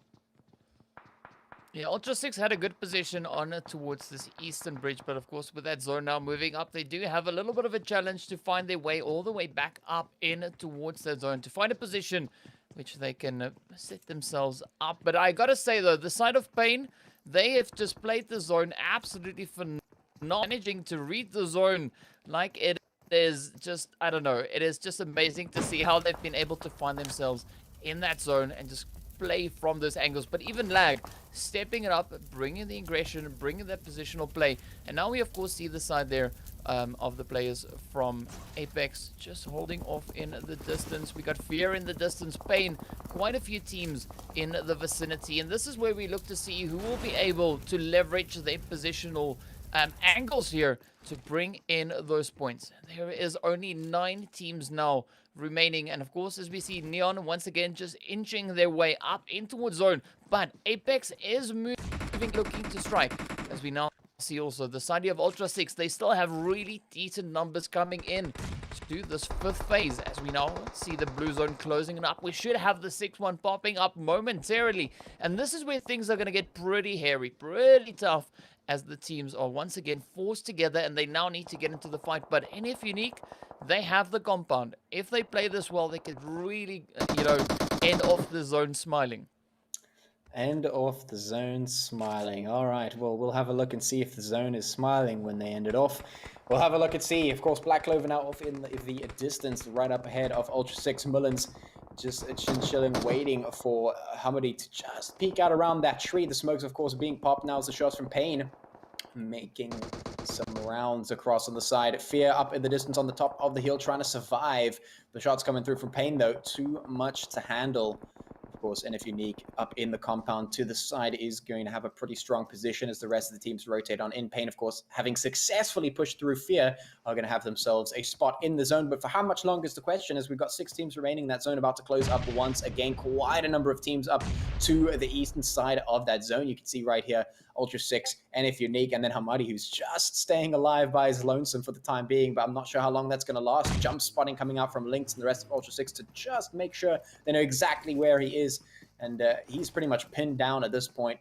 The chances of survival pretty low. Aphelion Apex now rotating up in towards that zone, trying to get themselves a piece of the pie, but we'll see if they can make it happen, because with such a restricted amount of area to play in and with very little cover, it's going to be a really tough time to get in on this. Ultra 6 using some rocks, using the rises as cover, the dips in the terrain as cover, just tossing those nades over. Things are going to get pretty hairy, as DK describes it. Pain, of course, up here do need to make the rotate as well, but they have some choices to make. Going to be hopping into the cars and making sure they've got a little bit of portable cover. They're going to be taking the blue zone route to see if they can get up in here, but it's going to be an absolute bloodbath once they make it here, because so many teams up in this area. Pain now pushing up towards NFxUnique, trying to usurp the throne, take away this building from them. Up comes the beast, the shots in. He's going to be able to land, though. That's the question. Indeed, yes is the answer. He will find them, and that's going to give them the into this zone right here. Pain once again doing the most, just jumping in and taking what they need. They did it to Fear, and now they've done it to NFxUnique, and they've gotten themselves in the safe zone once again. Pain, as I mentioned, a team to watch out for at this point. Certainly putting the work in. We still have 6 teams remaining. Everyone feeling the pressure, huddling behind their cover, and wondering when it's going to be the last moment for them in this map number 1. Of course, now a beautiful play coming in there from Lag, just riding on the edge of that zone. They've also been able to find themselves in some really good positions. But now, as we see the fight for the compound happening, it is going to be quite a bit of a hairy fight. Now, Pain also just looking to hold on to their position. And we see Hamadi here from Black Clover looking to sneak on up in towards the zone. But I'm curious to see, though, what the players from Apex will be doing, because they're right there edge, trying to inch their way on in. Pain in the meantime are going to be looking to make a stand in the compound, down in towards the south. The teams that we see in the compounds, they have already a little bit of an advantage there. I mean, they have that additional cover, they have those extra angles to hide in and fight from. So it is going to be quite a bit of a challenge for the teams on the outlying region like Lag and Apex to find a good play. But of course, now we're looking to see where the next zone is going to be shifting and how much pressure it will be applying to these teams. As you can see, Ultra 6 now taking quite a bit of damage as that zone is about to pop on over once again, and it moves out into the open, putting the teams all on a very equal playing ground, as everyone now needs to move out and get their positions in zone. Lag, of course, just smiling all the way to the bank as they are right there within the zone, and now they can look to fortify their position and just slowly and casually tap away at the remaining teams up ahead of them. Yeah, it's a matter of who is going to be able to choke out who at this point. The time marches on, the blue zone marches forward, and these 5 remaining teams here are going to have to be eliminated, because only one team is going to grab that chicken dinner. The question is, who's it going to be? Is it going to be Pain? Is it going to be Ultra 6? Is it going to be NFxUnique? Is it going to be Aphelion Apex? Or is it going to be Lag, who have a pretty decent player count at the moment? If they can hold on to this, maybe they'll be in a really good spot moving forward. We'll have a look and see. Terry, the first one to pull the trigger onto Hamadi from Black Clover. Pain, going to lose Hamad. And of course, Ultra 6 taking a little bit of damage as well. Everyone is just looking to whittle one another away, get the Pain, and there it is. They go down. Speaking of, taken out immediately with some good shots there from Ultra 6, putting them down and out into that lobby. 4 teams remaining now. One by one, they're going to be dropping. Question is, who is next to go out? Mullins, of course, right here on the back, does need to move forward just a little bit, but doing so is going to expose him. The cover is not going to be there. Miyagi looks like he's about to go down to the zone. Indeed, not going to be able to out-heal that. I think the players have found that out very quickly. throughout these weeks. We've seen them try and take their chances with the blue, but we all know how that goes, and there come the shots into lag. They're no chance to make the rotate. They're just getting nailed as soon as they try and push over the rise here. A-Man trying to look for something in towards Aphelion Apex, who have a position up here on the bridge, but the low HPs is not enough. Rusty about to get taken down as well. The spray from A-Man, of course, that blue zone just going to put him out of his misery. 2 teams remaining. It's NFxUnique, it's lag. The question is lag going to have enough to utilize up here? They've got the players, they've got the position. Now they just need to make sure they find their shots. FaZe and Terry got a lot of work to do. It's a 2v4 situation for them. They have to try and absolutely work some magic to come out on top of this one. It's going to start with the shots up against Safwan, who is right up here doing some damage, keeping them at bay. Going in for a little bit of a flank one on the side. He's going to be pushing forward, looking to see if he can find any angles on the team from NFxUnique and end this one off. Take the chicken dinner for lag, which is just within their grasp. They can just taste it almost as they come on in. The shots coming through. Lag taking a little bit of damage. Terry going down. Now it's onto FaZe, and this should be the final nail in the coffin. This should be the final battle, and indeed it is. Lag will take the chicken dinner for map number 1. Really good performance coming in there from Lag. Last week they were so close to grabbing that chicken dinner, but finally we see them step up and reign supreme, taking the chicken home. And what an effort that was, finishing off, of course, on a 6-kill match there. NFxUnique finishing up in 2nd place. Last week they were in 3rd, so also yet again an improvement for them on Erangel, coming in on a 2-kill game. Not the 8-kill game we saw from them last week, but still a really good positional play they had there, finishing off with those placement points. Then, of course, we got the side of Apex coming in with only a 3-man team, all the way up into 3rd place with 5 kills. So got to commend them for their efforts. What a play that was, and what an absolute brutal zone we had in this match. So I just have to say, DK, your predictions were quite accurate. Natural Killers did actually get 1 point from their placements and did struggle in the match. So you weren't really quite off, but that was an amazing game. Shout out to C. Lag Esports coming through with the winner with the chicken dinner. It's absolutely necessary in their bid to get up the leaderboard and move up into those points. We are seeing quite a few people surprise us, to be honest. I mean, I would have least expected Lag Esports to be up there with those numbers. And, Aphelion Apex, and there are some teams that are, how would I put it, showing a certain level of consistency. They're not getting the chicken dinners, but they are staying within a nice range to make sure that they keep enough points to keep them out of the danger zone. I'm very, very curious to see. I know we've seen Lag Esports have come up with a chicken dinner, but I'm very curious to see which other teams are in there right around the middle belt that either have gotten some nice points placements based on their kills or based on their positional play. It's so exciting to do all these permutations. Patchy, as you talk us through the point system, wow, Ultra 6, okay. Yeah, this is a very interesting result. I mean, it's exactly what you've said just now, Dr. Sid. It's a couple of the teams coming in with some surprises. Lag with 24 points after taking that chicken dinner. Of course, Ultra 6 getting a supreme amount of kills coupled with their placement. So that's going to boost them all the way up to 2nd place. Aphelion Apex, of course, grabbing a decent amount of kills for themselves as long as those placements. Also coming very close up there in 3rd position. NFxUnique grabbing 4th with 14 points, and Pain as well, 14 down in 5th position. So that's your top 5 right there. Black Clover, Immortalz, and Rainbow Six coming in 6, 7, and 8 respectively. So, I mean, this first page full of what one might expect as surprises, but certainly Pain Africa coming into that first page is not a surprise. As I mentioned, we've been seeing them do pretty well, but what is a surprise is we saw Zero Tolerance skills getting taken out very, very early. I was definitely expecting them to do a whole lot better than they did. Of course, we still have 2 games coming up, but they're going to find themselves on the 2nd page here. Euphoric Gods, Fear, Zero Tolerance, Not Gaming, Ring from Hell, Natural Killer, Slime, 4KT, and Gun, of course, are going to be the teams down on that 2nd page, down towards the bottom there. Definitely very interesting to see that DK absolutely nailed that with the Natural Killers. Struggling just a little bit off the back of that one. As I mentioned earlier on before this game began, definitely have not seen them realizing the potential that we know they can reach.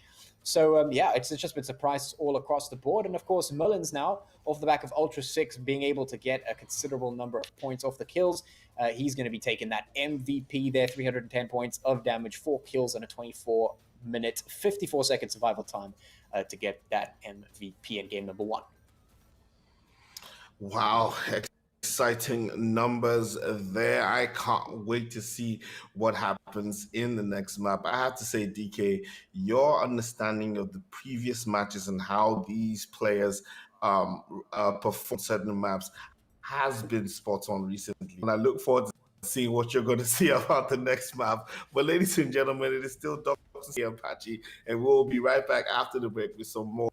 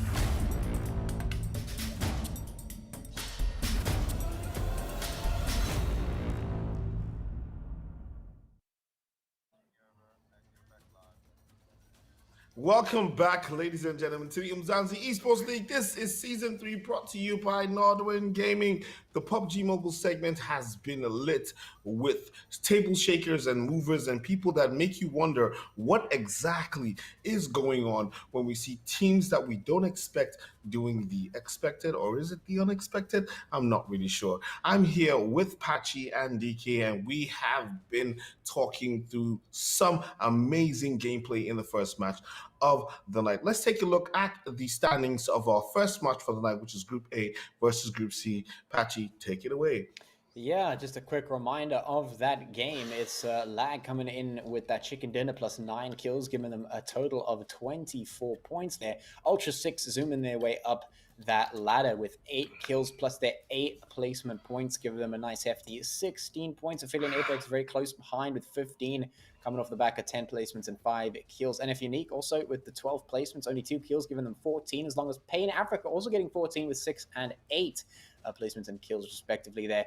Of course, that's your top 5. Black Clovers, Immortalz, and Rainbow 6. Madagascar taking up 6, 7, and 8 respectively with 9, 4, and 4 in those point categories there. Moving on to the second page, of course, we've got Euphoric Gods in 9th. 10th, we've got Fear. 11th, we've got Zero Tolerance Skills. 12th, we've got Not Gaming. 13, we've got Rain from Hell. 14, we've got Natural Killers. And 15 and 16 with 0 points, it's Life 4KT and a gun coming in off the back of that.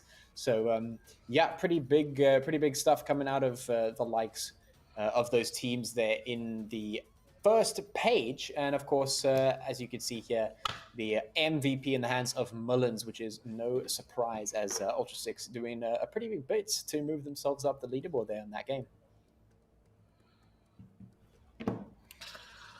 Wow, leaderboards being shaken. That's what we are here for, to see teams fight for a position in the top of the chart so they can qualify for the finals and for this amazing prize pool, which stands at $15,000. That is what is up for grabs for these players playing 2 nights. The next map is, of course, Sandhawk, which, as we all know, brings players close together and leaves no room for you to run around and think you have the run of the mill of the land and get the lay of the land. You literally have to get in, get your loot, and get ready to engage. And as you've seen in this particular round, the players have been going at each other earlier in the game, not leaving it to the late portions of the game to get some exchanges. Now, Patchy, I'm going to come to you this time.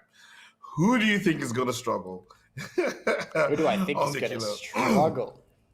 Yeah. So you're going to hit me with that flipped script over there once again. I mean, I thought you'd be prepared. Hey, you know, listen, I'm always prepared, but I just want to say, in terms of who's going to struggle, I feel like everyone's about to struggle. You know, it's Sandhawk, and we've been seeing everyone just stepping up in different ways. So the question is now, who's gonna struggle? I don't know. Everyone's about to struggle. It's gonna be a tough time because we've got a lot of teams that have maybe a lot to prove coming at you. I mean, all of these teams, we've seen them perform pretty well. Now to see them sort of switching up here and there, everyone's taking a chicken dinner. Some of them dropping down to the bottom of the leaderboard, sometimes zooming up to the top. I mean, I have no clue. This is a chaos map plus the chaos that we've been seeing. I don't know. Let's just swirl our fingers around and say Natural Killers have been struggling pretty much all week long. So we'll double down on that one. I'll double down on the DK prediction. We're just living with them, ladies and gentlemen. Look at the chaos as the teams are flying off into their different landing zones to get looted up and prepare for battle. This is Sandhawk, game 2 of the night. I will see you after the match. Take it away. Yeah, all right. Thank you so much, Dr. Sid. Map number 2 for this evening's games as we head on in to the map that is indeed Sandhawk. As of course you can see that zone has landed slap bang in the middle of the playable area. So all these teams going to be feeling pretty comfy in terms of their spots for the time being. The question is somebody going to pick up the initiative and find some of those early engages, find some of those early kills? I can already see Ultra 6 pretty close to the Natural Killers, who are currently split up across the channel. So you can see 2 of them on the one side and 2 of them on the other side, separated by that water. We'll see if maybe they can, maybe Ultra 6 can capitalize on that potentially. For the time being, though, of course, it's just going to be that good old looting phase as we wait for the teams to get into position and get ready to fight. But, you know, once again, I'm just going to unflip the script, DK. What do you think we're going to see in terms of success here on Sanhok? Well, based on the positions that we've seen where the teams have dropped down already, Bane and Gun already in some really decent positions there. Zero Tolerance also looking good, you know, in that centralized portion of the zone. So it is a favorable position to be in, but of course we're going to be looking to see whether or not they're going to look to leverage those angles and what they're going to be doing with that. Of course, as we can see now on the current screen, we have the side here of Rainbow Six making their way on through down over in towards the south. They're looking to get some loot all ready to roll before pushing back up in towards the zone. And it's going to be quite an interesting rotation. I mean, there is still quite a lot of space left. As we can see, also Gun looking to just condense themselves, just regroup. But we do have Nerf on the complete opposite side there of Quarry. So it could be an interesting play coming in. Of course, we see Lag up in towards Paradise. Rain now heading in the direction there of Bootcamp. And if they manage to find that position within Bootcamp, it'd be a really good one for them to be in. Because it is open. Zero Tolerance. They did have a little bit of a stutter. And now they are also looking to push up in towards Bootcamp there. So the first team to move in and try and secure that could definitely benefit from that positional play. But of course, historically speaking, we did see the players from Pain just absolutely capitalize performance on Sanhok. They did finish off last time, of course, on a 14-kill match. So there is that expectation for them to step on up. And of course, Kingerman was one of our MVPs, MVPs from yesterday's match. We're going to be looking to see what play and what performance Pain will bring in today's games, especially right here on Sanhok. Yeah, you know, it wouldn't be a stretch to say that an MVP is also a pretty important VIP. You know, so not necessarily wrong there, but indeed, we'll have a look and see. Of course, we were talking about Zero Tolerance just now. That is a team that. For this game, at least, they're lucky because unlike in the previous game, they have not dropped in the outskirts of the area, so they're not going to get swarmed by the blue zone straight away. And of course, Lag or Not Gaming, sorry, is the team they went head to head with, and they are not in the vicinity either. So at least Zero Tolerance have a little bit of room to maneuver, a little bit of play area to make their presence known and maybe survive just a little bit longer and give us a performance that we usually expect from them. Of course, you can see the Immortalz right up here scouting out the area, making sure they know what is happening. Rain from Hell off on the one side, and of course Zero Tolerance on the other side. And the team's just trying to get themselves into good positions. But, you know, just before we get into what's happening here, and I hope they don't start any fights, I found out something really interesting today, DK. Something that I didn't know, but I found like just a really valuable piece of information. Can I share it with you? Yeah, go ahead. So, do you know why they call it Winner Winner Chicken Dinner? Apparently, in Las Vegas, right? Back in the day, the average amount, the amount that you would generally get for your winnings in Las Vegas is about $2, right? And the chicken in the diners nearby cost $2. So you could get a chicken dinner for $2, and if you won at the betting tables at Las Vegas, you would get $2. Therefore, if you won, it would be winner winner chicken dinner. So I found that out before I came onto the cast here, and I thought that was really interesting. So there we go, a little bit of knowledge. Oh, well, it is a bit of a gamble if you look at it. I mean, you know, the teams, they are essentially coming into the match, you know, taking a bit of a gamble with their rotations, with their positions, and it makes sense to have that kind of translate up into gaming. It actually makes quite a lot of sense. So we're going to be seeing which team will be in the running to win themselves that potential winner chicken dinner as they go through the fight up here in towards Bootcamp. Zero Tolerance, Rain from Hell, and the Immortalz now looking to move on in and claim the space for themselves. Of course, the heads just finding their way on through as Zero Tolerance, Skydo now just lasering the heads up with that M4. Absolutely beautiful spray coming in. And I mean, Rain from Hell, they're really feeling the sting now. Indeed, indeed. We'll see if they continue to feel the sting as all the teams are looking to make something happen on the map here. And really, it has been such a joy to see these teams actually getting so active in the early parts of the game. You know, we're already moving from phase 1 to phase 2, and the teams are looking for stuff. They're looking to make things happen. And of course, you can see a Zero Tolerance putting the shots in towards Rain. As you can say, they are feeling the sting indeed. Zero Tolerance looking to rectify some of the tough times that they were experiencing, and maybe give themselves a much better shot at not only displaying what they can do, what they're capable of, but of course moving themselves up with some of those points. I mean, they're pretty high up on that leaderboard, and of course they want to maintain a little bit of that point advantage, so that they don't drop down any closer down to that second page, where you might just be in a little bit of jeopardy for moving down into the unsafe third page. So you want to keep yourself as safe as possible. Zero Tolerance looking to find their footing once again and put some points on the board. I want to see a couple more fights happen here. We have Rain from Hell right up ahead of them, just preparing themselves for a potential engage. But it's it's Madara and Argus who are the only two remaining players, of course, for Rain from Hell. So it's a bit of a tough spot. Argus not in the greatest position to assist Madara, so they really have to be careful. If Zero Tolerance decides to just go hit the wrong way, and of course Zis now on the one side going to find Argus, that's going to put Madara in a very difficult spot. And I think with that, they in fact might just be in an inescapable position here with NFxUnique on the back line and Zero Tolerance on the other side. I'm not sure if Madara is going to be able to escape this one. It is going to be a pretty position to get out of. One man up against the BC in the surrounding area. It's going to be a pretty tough fight, but I mean, anything is still possible. We haven't really seen that kind of performance come from Madara, so it would be quite satisfying if what Madara was to surprise us. But now with the NFxUnique moving in and Zero Tolerance just holding this position, it is going to be quite the challenge. And I'm hoping for Madara that either NFxUnique or Zero Tolerance kind of loses interest in that potential play there. I mean, things could change once that next phase pops on up, and we're about halfway there to find out exactly where the next phase will be taking us. But now as we look onto the side of Pain here, they're also just looking to inch their way through the zone, looking to play the cautious match.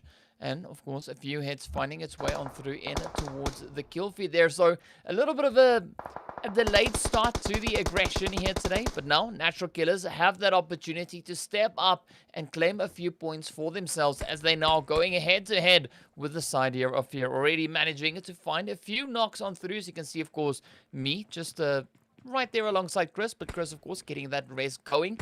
Now King just holding that offensive line, looking to turn on to the defensive, but also now Swags coming in with the sneaky rotation up the side there, and this could be actually quite a beautiful play for if Swags is able to push in and isolate the Natural Killers one by one. It really is a real pleasure to hear you unironically screaming out Swags. That really does. That's a treat to my ears right there. Swags. It's just it's something else, DK. It's great. Truly it is. In any case, we got the Natural Killers up here on top of the hill, and they of course have that pole position up here in these buildings. They also have that height advantage for the surrounding teams, and maybe looking to leverage it just a little bit. No, actually, they're just going to be running away. They're like, yeah, you know what? It's fine. We'll make the rotate. We don't really care all that much about taking any fights right now. In the Immortalz case, of course, they are getting hammered there by Zero Tolerance Skills, who, as I mentioned, have quite a bit to prove here, because they definitely did not go out in the position that they wanted to go out in that previous game. So looking to rectify that a little bit, put some points in, and indeed they are finding at least a couple of kills. Natural Killers making the sprint across towards that zone, getting themselves into the safe area. We've got the Immortalz keeping their crosshairs trained in towards Zero Tolerance Skills. There's a lot more to be done here, a lot more work, and Pablo actually going to be one to try and do that here for Euphoric Gods, just trying to put those long-range shots through, and Immortalz have a lot to be worried about. Zero Tolerance on the one hand, and Euphoric Gods on the other hand. There's quite a number of crosshairs trained in your direction, if I must say. Yeah, regardless of which hand you choose, it is going to be either of them to bite you, and of course the Immortalz now have a slight bit of a high ground advantage here. Euphoric Gods holding up in towards Binachi. And this is only the second phase. We had quite a few more phases still to go. 15 teams remain, 55 players still alive. And so far, the teams are taking a bit of a strategic delay in these rotations that we see. But of course, now a slight bit of a aggression coming in closer towards the boot camp, as we see now. Still zero tolerance, holding their position. The shots finding a way through onto towards the Immortalz, but we see the addition there of NFxUnique now just creeping closer up in towards the north. So things are starting to heat up. The pressure is starting to build. But of course, Ultra 6 holding on to that southeastern side with the players there from the Natural Killers right up ahead of them. So we could see a potential engagement coming through all the way down in towards that far southern reach. But now the Immortalz just looking to scout things out. And of course, Python, I don't know what that was. Python getting down and dirty, down in the grass. We've seen some pretty interesting plays from Python, especially here on Sanok. So it's going to be interesting to see whether or not Python is going to step up and deliver once again. Yeah, we will just have to wait and see for the time being. We've got Fear moving just a little bit closer here. They are aware of a lot of those potential third-party shots to come in from some of the surrounding teams, but they're just going to push forward, move into the compound, try and get themselves to safety in the nick of time. And indeed, they will be able to make it happen. But now Rainbow Six, right ahead of them, is going to have to try and contend for this spot, because this town ain't big enough for the two of us. And Rainbow Six, they were here first. They're going to want that space back. Chris and King now occupying the house on the one side of this little area here, taking control of it. Rainbow Six laying in wait, waiting for the opportune moment to strike, see if they're going to expose themselves. Lag moving down the hill as well, putting on a little bit of pressure from that direction. So it's going to be a little bit difficult here. Fear getting naded. So, of course, the teams know that they're there. They know the presence is right there ahead of them. The question is, are they going to be able to flush them out of this position? Or are they going to let Rainbow Six take them down from the inside out? We're going to have a look and see Prime and Shoto, of course, up here in the initial house. And NFxUnique actually going to be assaulting the Rain from Hell squad as they push on forward. That zone, of course, getting a whole lot smaller, moving down in towards the south. Fear making their approach just a little bit, looking for an opening. The rest of the team moving up to try and assist here. But a lot of work has to be done to try and flush Rainbow Six out of this position. They are very much dug in at the moment. Yep, it is going to be a pretty tricky push for Fear to come in. But now, looking at the position coming in there from Fear, they have a good potential play for them. They do have the zone at their backs, all right? So they kind of know that that side of the play is clear. Now they can focus on the aggression in front of them. And this is where we could potentially see them start to spread out a little bit, as, of course, the players there from Rainbow Six are caught in a little bit of a slight disadvantage. They do have players in front of them as well. So regardless of where they go, the pressure is on. So it's going to be a really tricky rotation for them. But now as we head on over on towards that northwestern side of the zone, we can see the teams all looking at just still squeeze up in towards that play.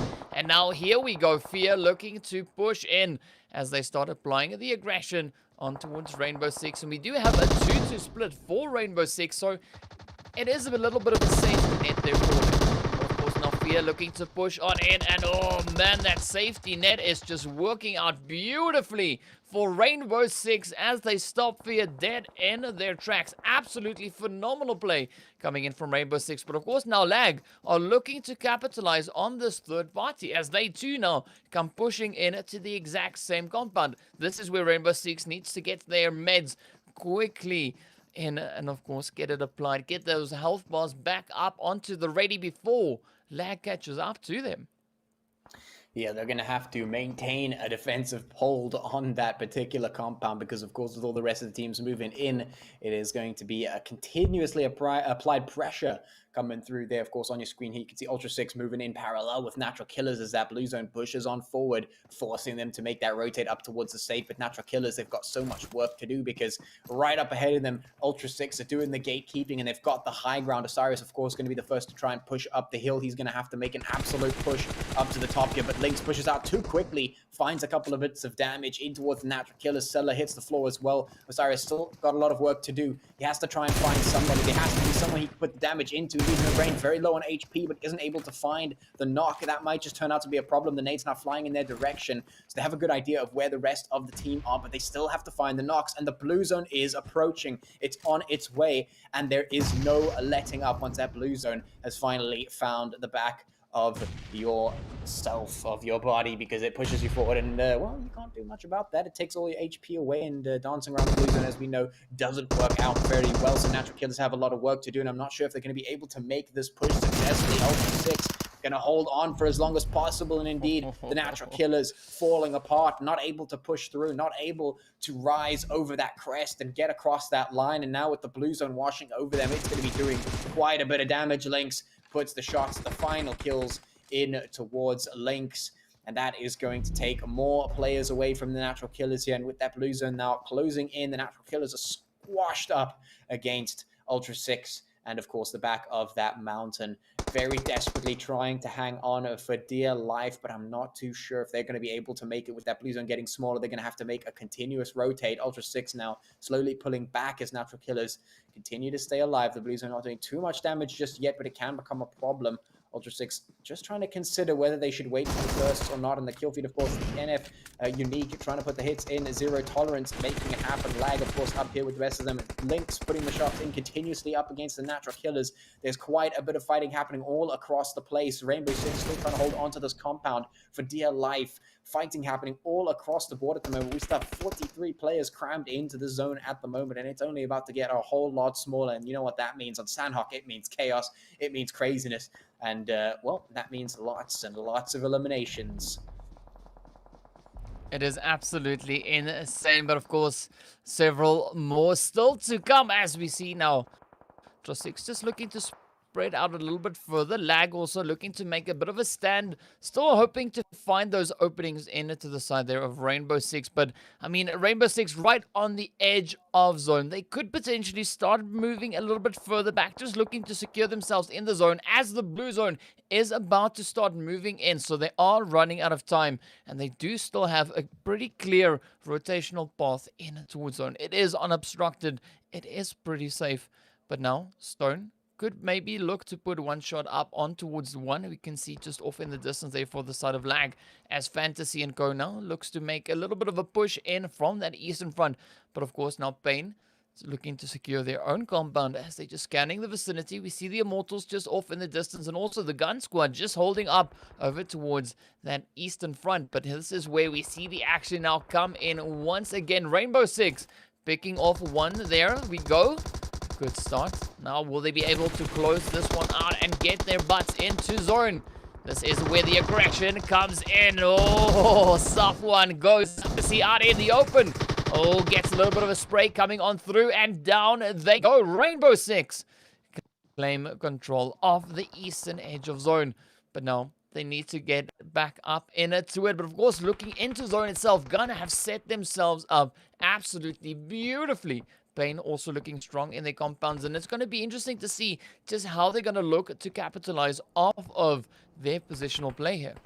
Yeah, Rainbow Six doing a really good job of holding off on that eastern side and maintaining their position, getting some good kills. In the top, of course, in the north, we've seen some really good eliminations coming out from NFxUnique, and they are maintaining the control of the northern portion. Right here, of course, we've got Pain slowly encroaching on towards Ultra 6.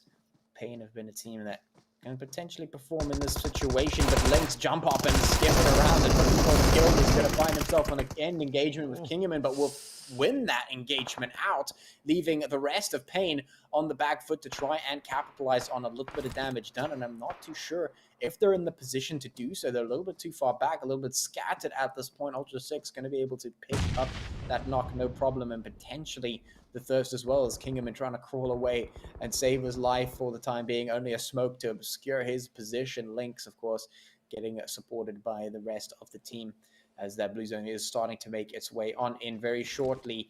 They have to make their way across that line in towards safety. Gun, as you mentioned, of course, in a decent spot. They're going to be able to easily cross that line, but the question is, are they going to be able to set up with cover? Because right now it looks like the cover is running out bit by bit. You can see Ultra 6 now crawling through the grass, trying to stay alive, crawling right alongside Pain Africa, right up the top here. Just barely inside that zone. They have a little bit of a rock for cover, but it's not going to last very long. It's not going to last much. They have to make do with what they've got. They have to make this last. They have to stretch it out and see what they can do with the little that they have. Gun, of course, now has to make the decision to push out of that compound, which could spell their doom, and they know it. They realize they have to deal with the teams up ahead, and Plaza going to be the first one to do that. Puts a good bit of damage in towards NFxUnique. Takes one of them down. Has to find a whole lot more than that. Tapping a couple of shots towards Zist. Is going to get a little bit of damage, but not enough for the knock just yet. Has to make the decision to pull out of the house. Hanad right up here. Payne with that shotgun. Also touting a couple of shots in there.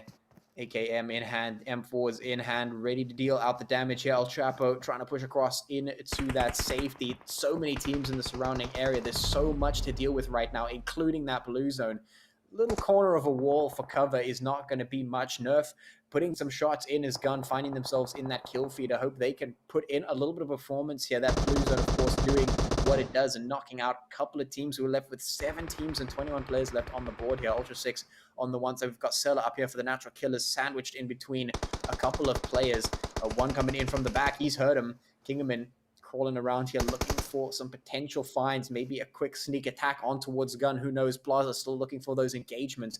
They have to be careful. They have to be wary because the zone is just squeezing them into some really tough areas to try and stay alive in. And of course, culminating on the top of the skill right now, we've got a ton of teams just crawling around on the grass. I mean, this zone is going to be absolutely crazy. Just looking at the players' position up on towards the eastern front, it is going to be quite the fight. And of course, now Beast looking to capitalize on that.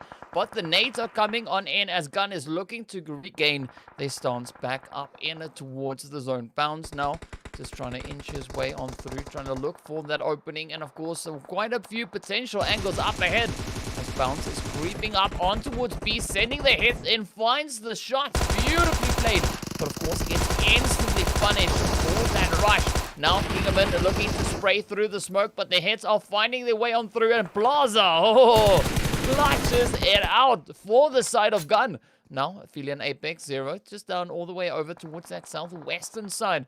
Few teams now, of course, just scattered up ahead. And it is going to be quite the interesting hill find as Gun is looking to secure a position on the edge of zone. Nerf me, just inching up on towards the tree.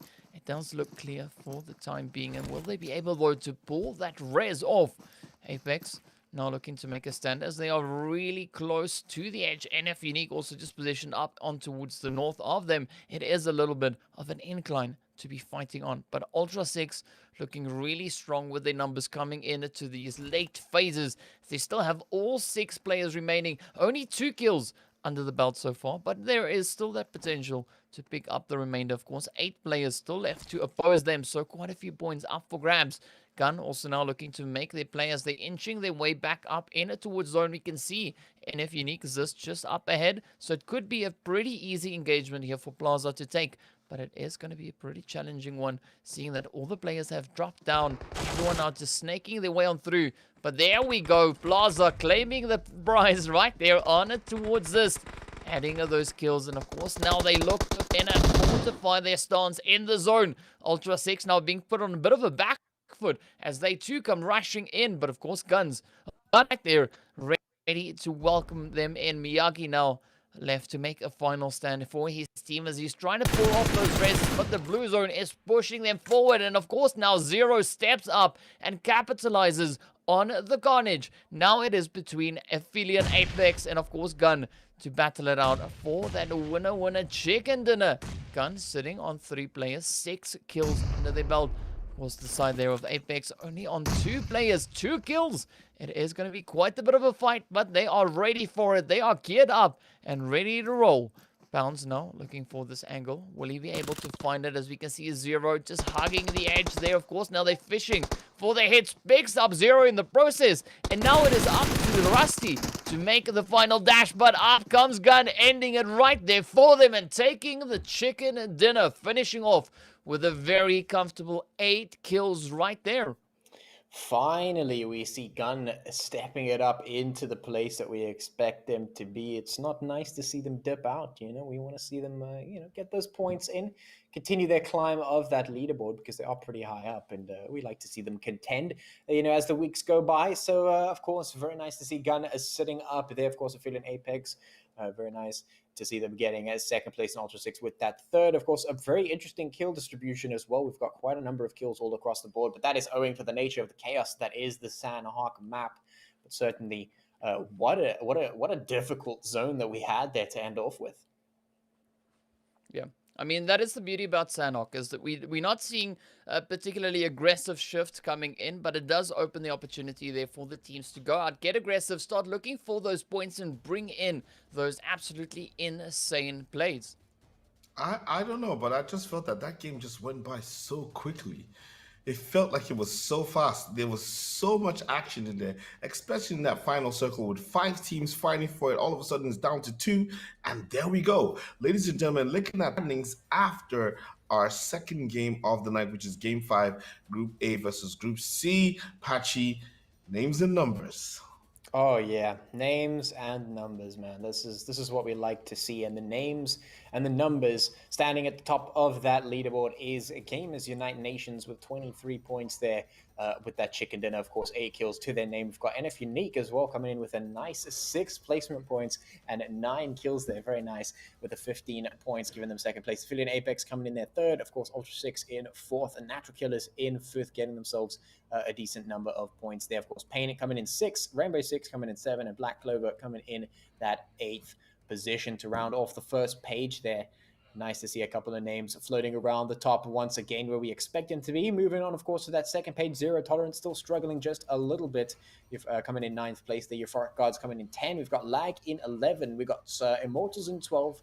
Not Gaming in 13. Slimefork KT in 14. Rain from Hell in 15. And Fear in 16th position there. So, yeah, I mean, it is the chaos of Sanhok. It is the craziness that we see from a couple of these teams, and the MVP going to be going to NFxUnique in the hands of Zis with those 7 kills and 1,173 points of damage there. Quite a substantial bit of work done in that game, and survival time of 23 minutes and 26 seconds coming for him. A very nice showing for this map. Ooh, it's a nice showing indeed. We have one more map tonight, guys, and that map would obviously determine what the overall leaderboard is going to look like at the end of this weekend's gameplay. We are still here bringing you the hottest action. It's Dr. Sid, Patchy, and DK, and we will see you right after this break.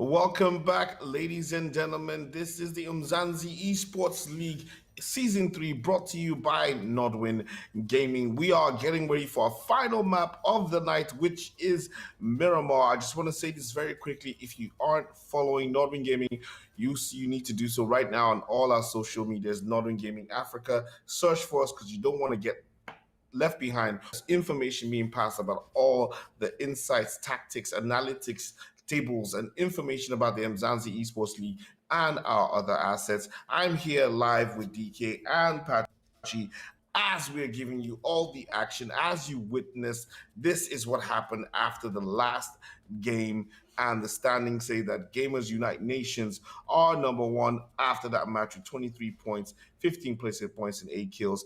NFxUnique, Aphelion, Apex, Ultra 6 came through second, third, and fourth with 15, 14 points respectively. Natural Killers pulling out a good game with 12 points. Pain Africa still maintaining some good points and giving you a certain level of consistency with 11 points. Rainbow Six, Madagascar, and Black Clover finally pulling up some numbers on the board to give them into a position to get some points on the board and hopefully shake the tables a little bit more.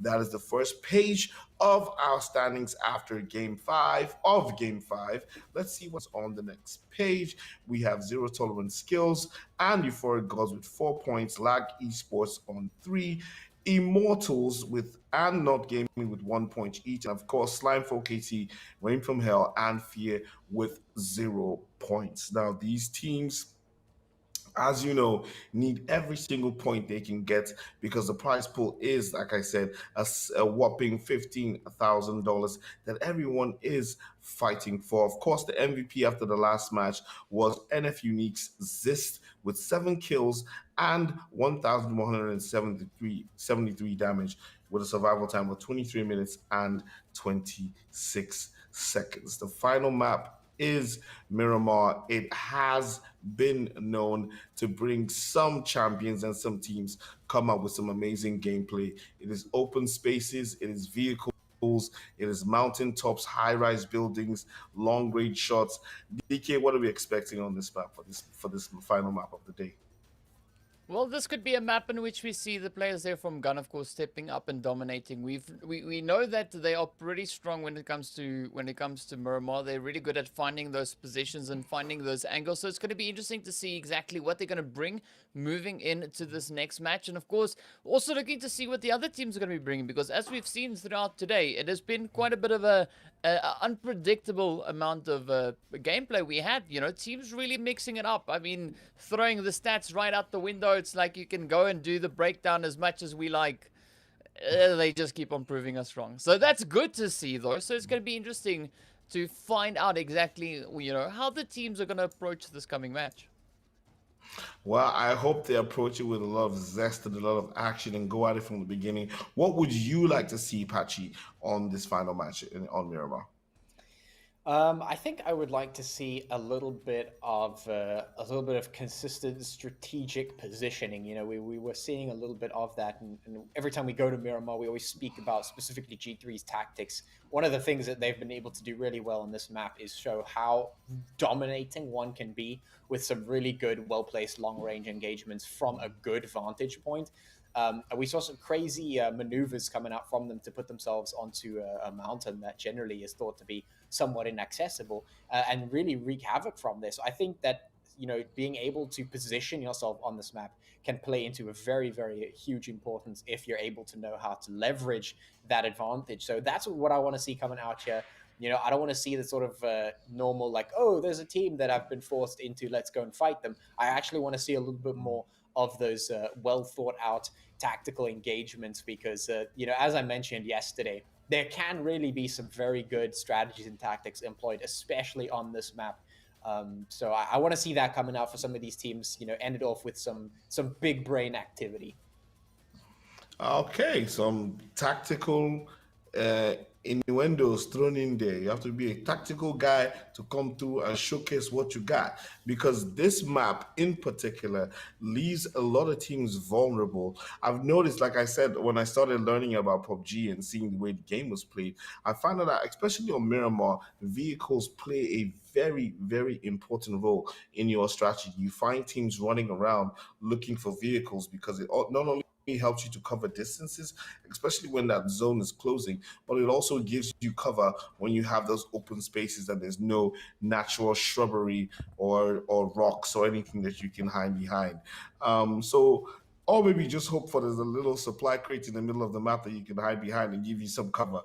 But we know that the teams are going to be stocking up on those smoke grenades, making sure they have their long range weapons. I think it's the M16 or is it the M4 now that the guys are holding on to.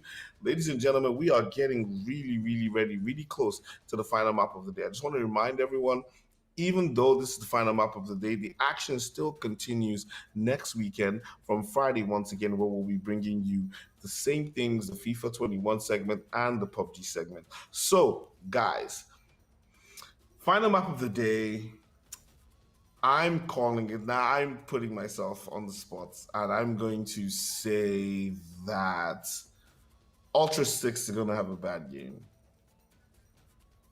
I don't know why I said that, but yeah.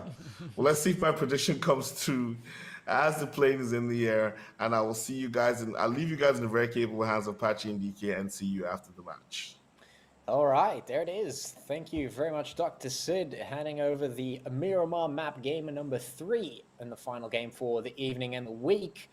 It's a prediction coming from Dr. Sid. Ultra 6 is going to struggle. I guess we'll have to look and see. Maybe Dr. Sid has cast the stones and the sticks and the bones, and he's gonna tell us the future here. We'll see. For the time being, of course, we've got that flight path going in there from the northwest down in towards the southeast. A little bit of a restricted path there in terms of the eastern side of the map, all the way to El Azhar, of course.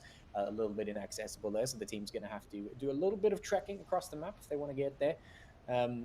Other than that, as I said, I want to see a little bit of big brain activity coming through here, and maybe we'll also see some hot drops. That definitely does seem to be something that we've been seeing a little bit more of in recent times.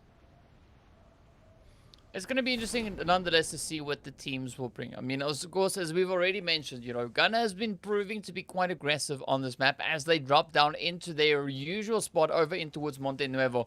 But looking in towards El Pozo, this is where things could get a slight bit interesting. We've got the Natural Killers as well as Not Gaming position right there. And now the zone shifts all the way up in towards that far northeastern side. So quite a bit of open potential for these teams, right? This is where I would like to see the teams rather get into zone, look for that positional setup within the zone, instead of potentially picking up a few fights on the outlying regions, especially looking at El Pozo, right? I think the best call here for the teams would be to get their butts in zone. We've seen that time and time again, the teams don't benefit from fighting out in the blue zone. The only thing that happens is they're just feeding the blue monster and that's it, right? It's so tough. So, yeah, I mean, definitely grab a vehicle, get in zone. We've seen now zone is just so open. And the teams should already be thinking kind of like that, already just kind of figuring out where the flight path was, where that zone has shifted to. I mean, it's 100% guaranteed that no team can reach all the way over towards that eastern edge of the zone. So already from that whole point is pretty much open. So I can't see why the teams would not want to get themselves up into those next phases, looking to set themselves up. And as we can see, Shroud now, he's got a vehicle right up ahead of him. Grab the buggy, get it in it, and take your team to zone. Just take a wide rotation around the players there we have alongside you, and you're safe. You're ready to fight for quite a few more zones. But now, as we look over onto the side of Pain here, we can see them, of course, right here, up close and personal with the side of Rainbow Six. And it is going to be a pretty interesting engagement between these two teams. They're both safe in zone.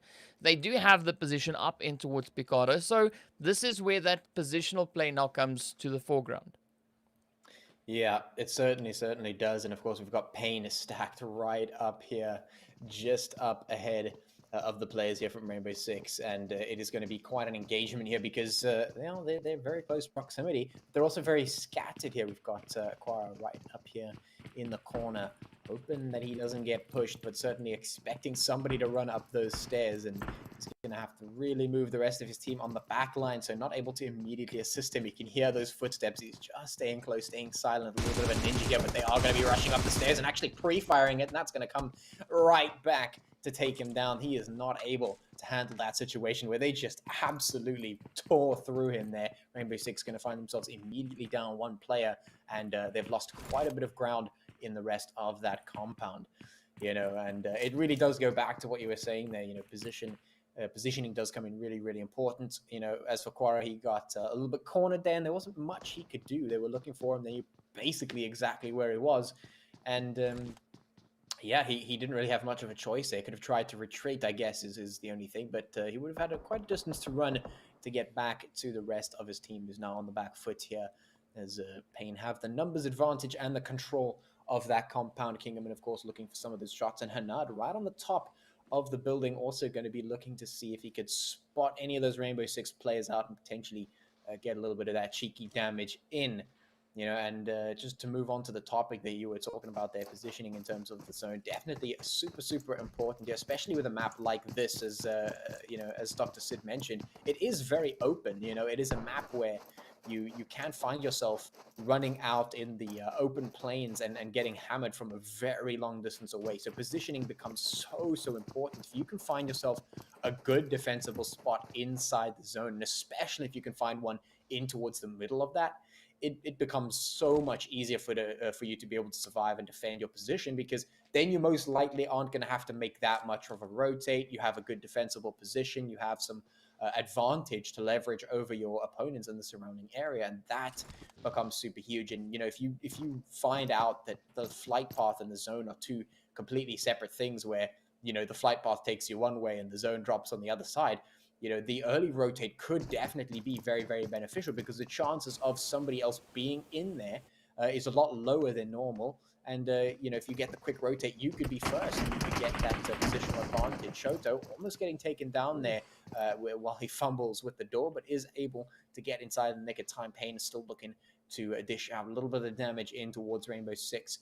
We're just scrambling around on the other side of the compound to look for a little bit of that loot. On the other side, of course, Lag, Safwan trying to see what he can see in terms of Black Clover as they make their rotate as well.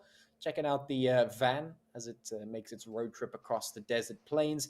Not going to be putting any shots in that direction, just keeping a weather eye out on the opponents in the surrounding area.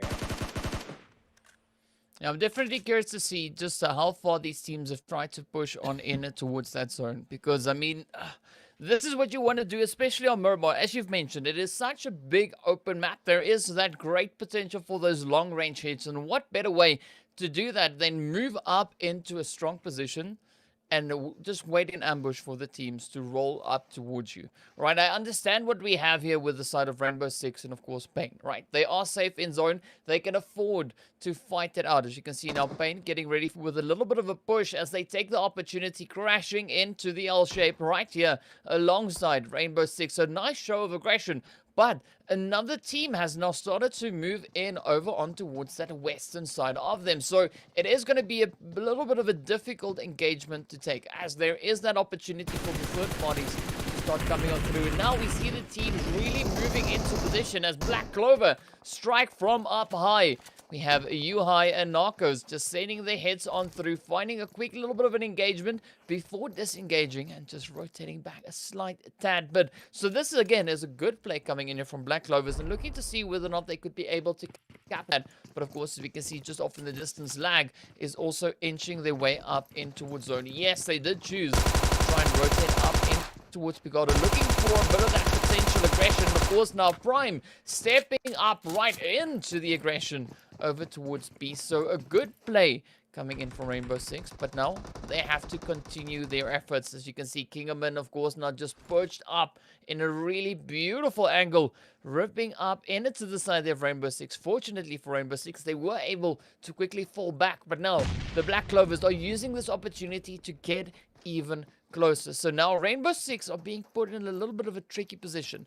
Even the side of Pain because Lag and Black Clover is moving in on this angle, and it's going to be a pretty tough one for them to defend. And I don't think they are fully aware of, the two opposing teams moving in. Yeah, I'm not sure if they are fully comprehensive of the situation that they're about to find themselves in, but certainly Kingerman has definitely spotted out the fact that Black Clover are sitting on the horizon there. In the meantime, Natural Killers sporting in the kill feed. They're getting taken down on the one side. Seller in engagement with Python. There's the Immortalz. Put some damage in that Blues, and of course closing up once again, moving up in towards the northwest. We've got a couple of teams that do need to make a rotate. One of them, of course, being Lag. One of them, of course, being the players there from Fear who are still just pushing out of that blue zone there. We'll have a look and see what we can find in terms of Rainbow Six moving up on towards Pain, and still these two teams going head to head. They have to disengage or finish this fight very soon, because of course that blue zone is going to start washing over, and you don't want to be caught out in there. Jeff going to be flinging himself into oblivion in that kill feed there. Kingerman waiting to see if he can spot anyone out as they do make the approach. Pain keeping a weather eye out for the approach of Rainbow Six. Who is going to be the first to fall? Who's going to be the first to push is the question.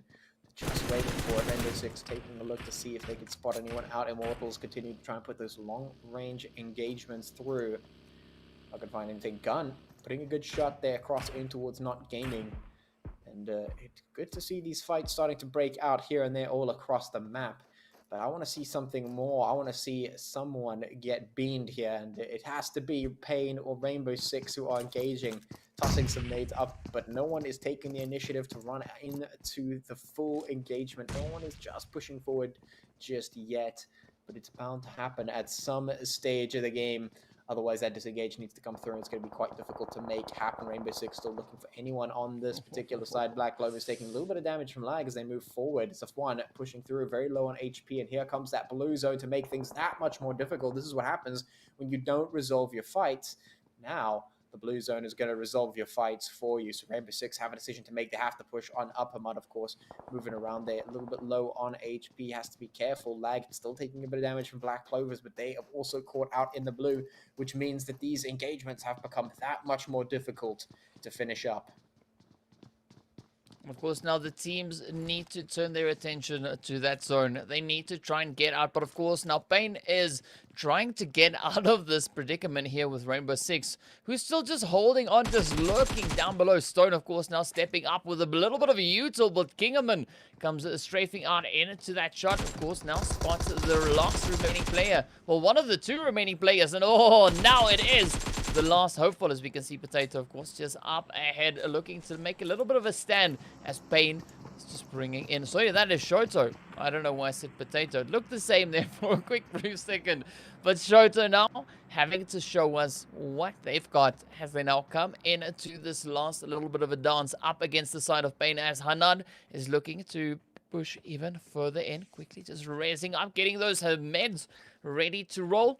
Kingerman also now just right there for the extra additional layer of support, but the shots are finding their way on through. Will they be able to close out Rainbow Six and push up in towards zone? They are now in dire need of doing that.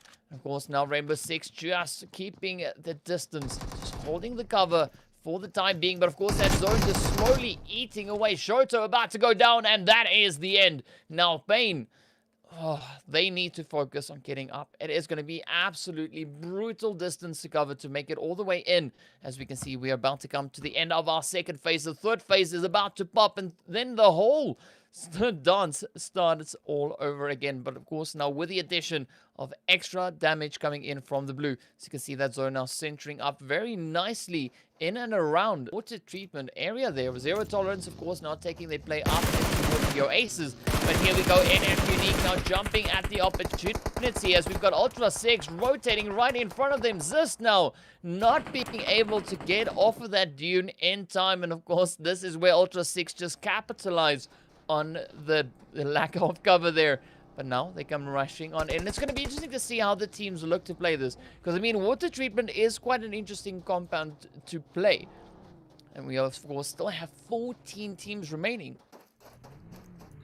Indeed, indeed. We have to wait and see what is going to transpire here. We've seen a little bit of chaos based on some of the unfortunate situations where they found themselves inside the zone still. This is why you've got to clean up your fights very quickly when you find yourself outside of that safe area. Now, of course, with the zone being so central now, lots of teams already feeling comfy. Gun slap bang in the center of that one.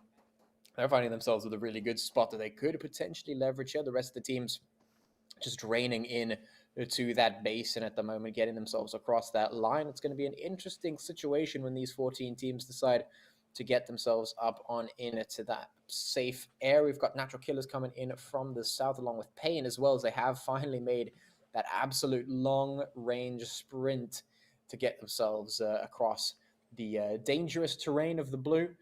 Moving in, of course, from the west, Not Gaming trying to enter up into the zone. Fear on the east, as well as Black Clovers and NFxUnique coming through in from that eastern side, taking up residence inside the safe area. Just barely enough space for most of the teams.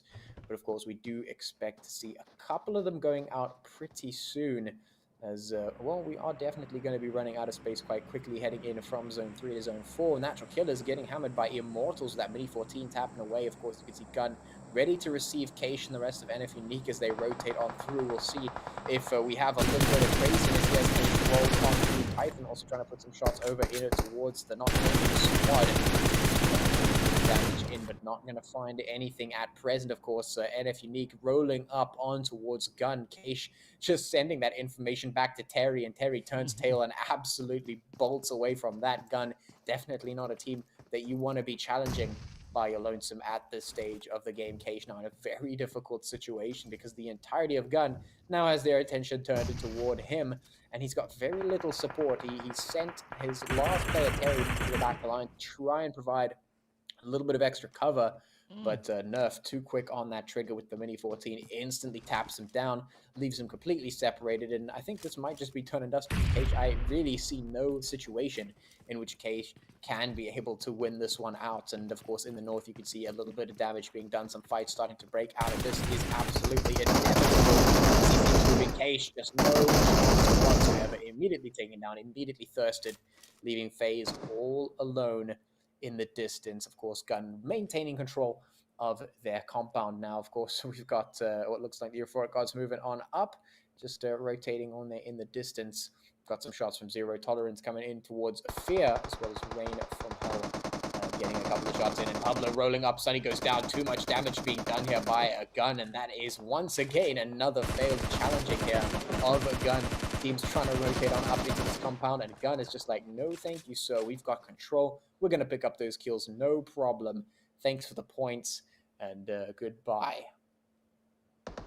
Yeah, Gun displaying this one absolutely phenomenally, finding themselves in a prime real estate spot right there. Of course, a highly sought after position. As you can see, they were smack dab center zone in the previous phase, and now they are still within the zone, just being able to hold on to that angle. But now we see the side of Ultra 6 and of course the Black Clovers going toe to toe just here on the outskirts of water treatment. They do have quite a bit of a terrain to play here, and it's going to be interesting to see who's going to come out victorious in this fight, as we have Ultra 6 as well as the Black Clovers both sitting on a 3-man team right here on the screen. It's going to be interesting whether or not Black Clovers will be able to find those angles, but there we go. Narcos getting knocked right on down as UI and Hamodi are looking to make a little bit of an angle play here. Rain from Hell also right there behind them.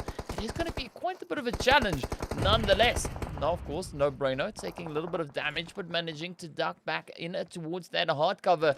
And we, of course, see the side there of Apex. He's hovering around up in towards the north, but the shots are flying on through as Miyagi gets knocked on out. Beautiful exchange, but Yuhai now left to make that final stand, that final play, looking to maybe get the res in towards Hamodi just in the nick of time, but the nades are finding their way on in, causing an additional amount of damage. But of course, the res has been successful. This is where Black Clovers could move up and get the wipe onto the side there of Ultra 6. Of course, now Lynx is going to be sending up a few flashbangs just to try and maybe obscure the vision for Black Clover. Time being, Lynx now comes in with an M249, letting it rip, letting it fly, but it doesn't land. Oh, down they go. Ultra 6 get the wipe, and now we look to see, of course, what the teams will do as we move into our 5th phase. That blue zone, of course, now closing up, but Gun just capitalizing on their positional play, as we've mentioned already.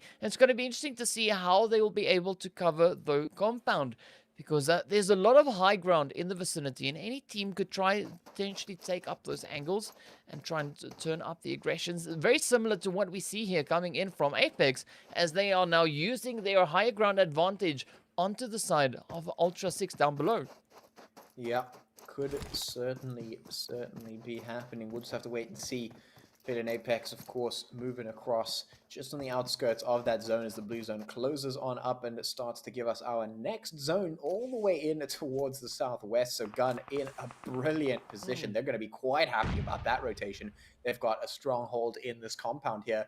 And the Natural Killers and the Immortalz moving on in the distance. They're in a bit of a tough spot. As, of course, you can see Natural Killers popping the smoke to try and stay alive here. Very difficult position to be in. All the nades just raining down on them. The Immortalz putting the pressure from the one side and Gun putting the pressure from the other side. Zeus with a great shot in towards Gun. They're not gaming, just keeping a weather eye out in that direction. We'll see if Gun can last in this position. We've got a lot of attention turned towards them, but they do have a pretty good position to utilize if they can stay alive here. The Natural Killers also just got themselves alive in this little hut, but for how much longer is the question? Because of course we know that hut can be very, very dangerous if you toss all the nades in that particular spot. It can be quite difficult to stay alive. So we'll have a look and see. Immortalz prepping the mollies and actually getting immediately punished. The trigger from Nerf Me in that Mini 14 just absolutely tearing through the HP there. Very, very tough situation to be in. We've got 9 teams, 29 players left remaining here in zone number 5 as we move on towards number 6. Teams getting across that line in towards the zone are going to be causing a whole lot of fights to happen. The Gun still holding a pretty central position and definitely exerting quite a bit of pressure on the surrounding teams. Yeah, quite a bit of a play coming in from Gun. I would not be surprised if they are able to claim that chicken dinner just based on the position they have in the zone. A really, really advantageous spot. But of course, now we see the Immortalz are looking to dial up the aggression onto the side there of the players from the Natural Killers. Rashi and Nova now being forced into the little shack. The Bane flying on through. And of course, just off in the distance, we see Ultra 6 also trying to make a little bit of a stand, trying to make a little bit of a dash.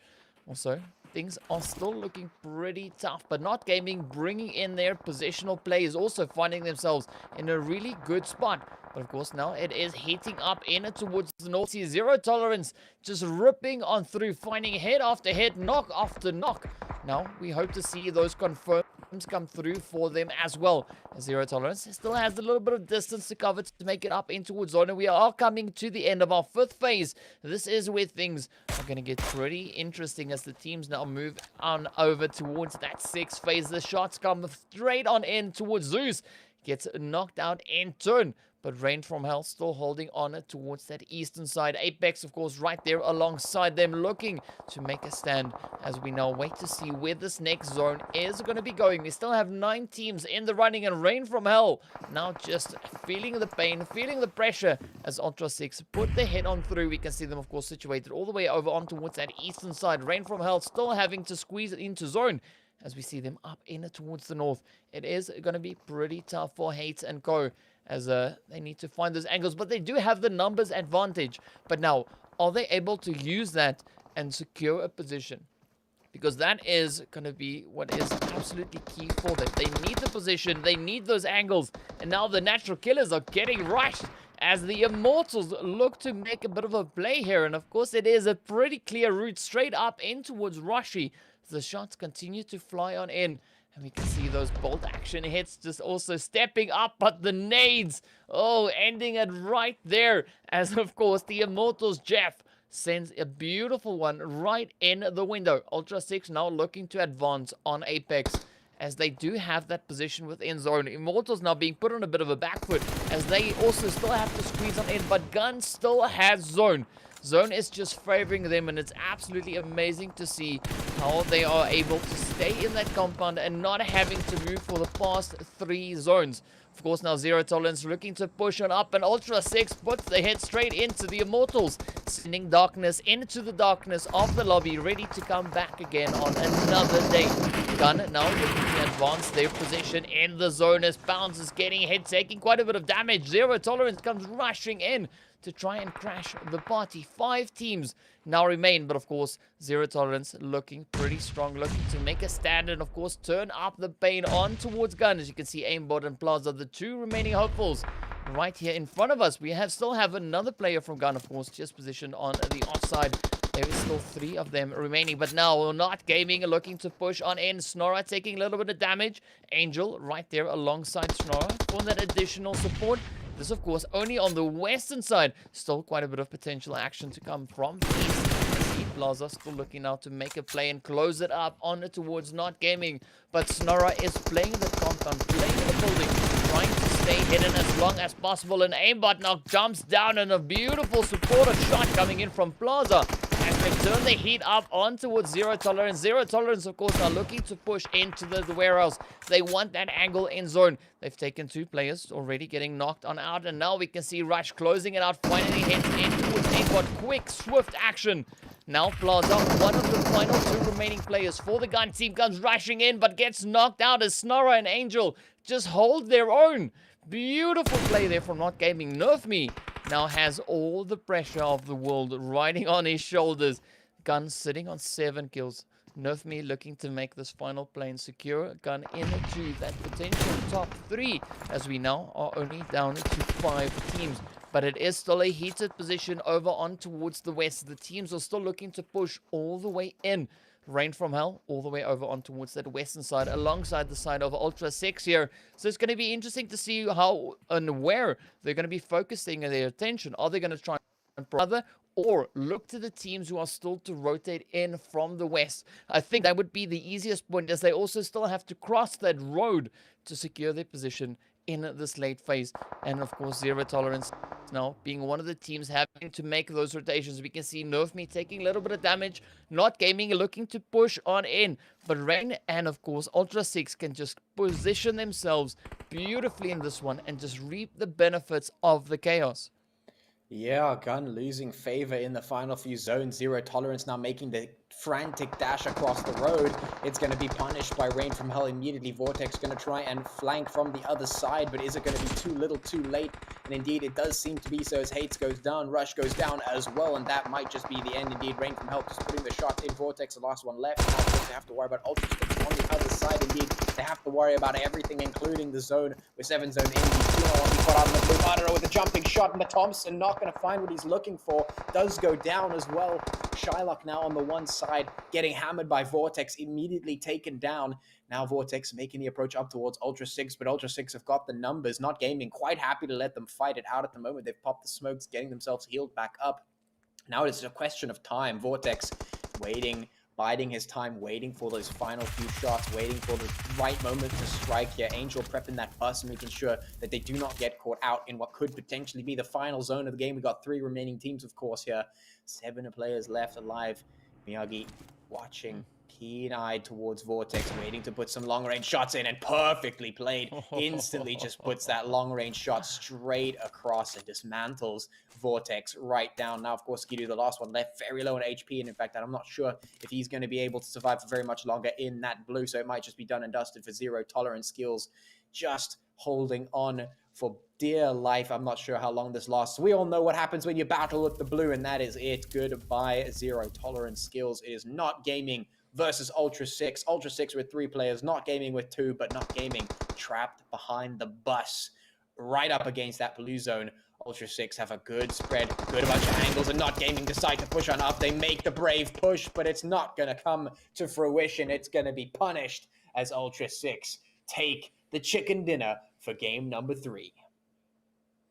And they do so in style, finishing off on 12 kills. Absolutely insane play coming in. But of course, Not Gaming putting up a really valiant effort, pushing all the way up in towards that final zone. Yes, they only managed to find 1 kill, but they were able to secure themselves the 12 placement points. So that at least awards them 13 points. Will it be enough to retain second? I don't think so. Looking at the sheer amount of kills coming in from Zero Tolerance, they finished off on 9 kills for that round. So that, of course, awards them 19 points. Already a really good start right out the gate. And, of course, we see the side there of Ultra 6. They secured themselves a 27-point match. So a really good effort there from them and really amazing plays we had. I was surprised with that final shift coming in at the end of the zone. Gun looked so strong. You know, you could almost say that it could have been a given that they were to take that chicken dinner, but I mean, the tides changed, the zone shifted, and Ultra 6 came out clutching with the chicken. Well done. So I just want to say that Ultra 6, I said that to obviously motivate you to get the chicken dinner because, yeah. Sure. I was like, yeah. Congratulations. I was like, Ultra 6 is going to struggle. I was like, yeah, okay. Motivation, guys. I think they heard me and they were like, no, we're going to show Dr. Sid that we have what it takes to be at top. Winner, chicken dinner. Look at the standings after the final game of the evening. Ultra 6 coming through with 27 points, 15 placement points, and 12 kills. Those guys were not playing. Zero Tolerance obviously coming through once again, giving us 19 points. Not Gaming, surprisingly up there with 13 points. The placement points were very, very important, even though they got only 1 kill. We had Rain from Hell and Gun on 13 points as well. Immortalz on 8. Black Clover from Mauritius on 5. Pain Africa from Somalia on 5 as well. Whew, that was so intense. Aphelion Apex with 4. NFxUnique with 3, Natural Killers with 2, Fear, Lag Esports, and Rainbow Six Madagascar with 1 point, Slime Folk AT and Euphoric Gods with 0 points.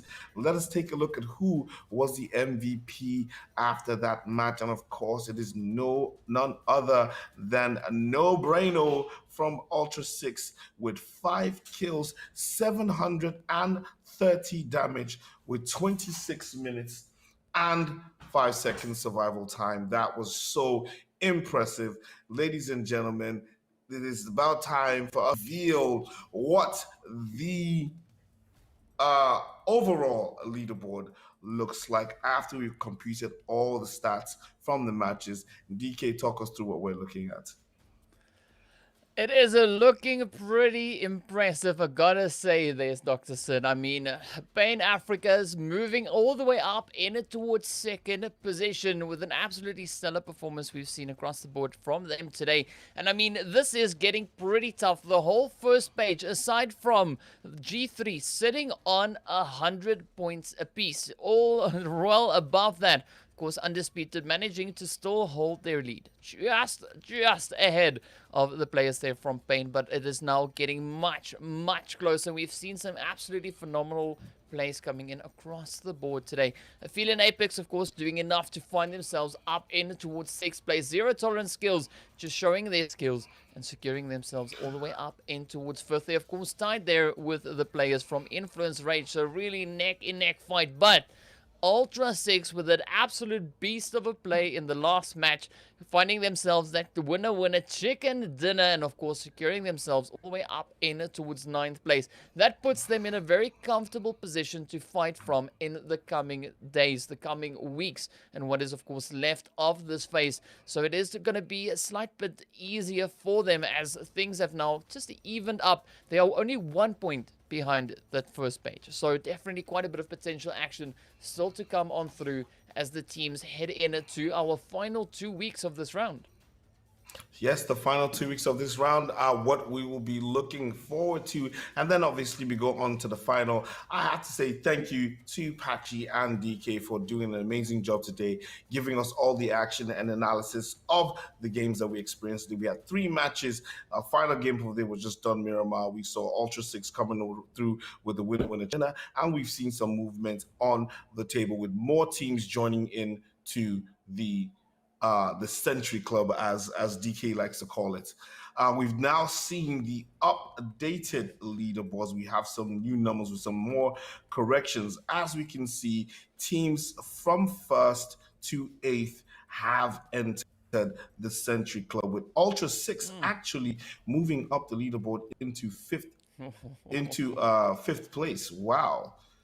Yeah. Wow, this is super interesting. Yo, DK, yes, yeah, just Yeah, tell us yeah, what's happening yeah. here. This looks even better for Ultra 6. I mean, yeah, we did see them not making it up just yet, but now just hitting the refresh. Ultra 6 right there. Oh man, absolutely stellar performance there from Ultra 6 in this last match. Their second chicken dinner, of course. And it's interesting to see that just the chicken dinner count, the teams all positioned up, the ones who've gone past that one chicken dinner, finding themselves all up in the first 6 slots. We, of course, have a few other chicken dinners as we progress onto the other pages, but this first page is looking absolutely tough, and it is still pretty close, especially looking at 4th to 8th. There's not a lot of difference in the numbers. Yes, Yes. it's about 23 points or so, but that's one game. One single match can change that. Wow. So the previous leaderboard we saw, just to give everybody a perspective, what we're looking at was post map 2. Now, this is, of course, what we're looking at right now is the updated leaderboard after map 3. So let's take a look at what's happening on the next page, DK. Well, of course, as we can see, G3 has been moved down into that 9th place. BBC, of course, still in there. Scincerity slowly making their way on up as well. We didn't see much from them today because they weren't playing.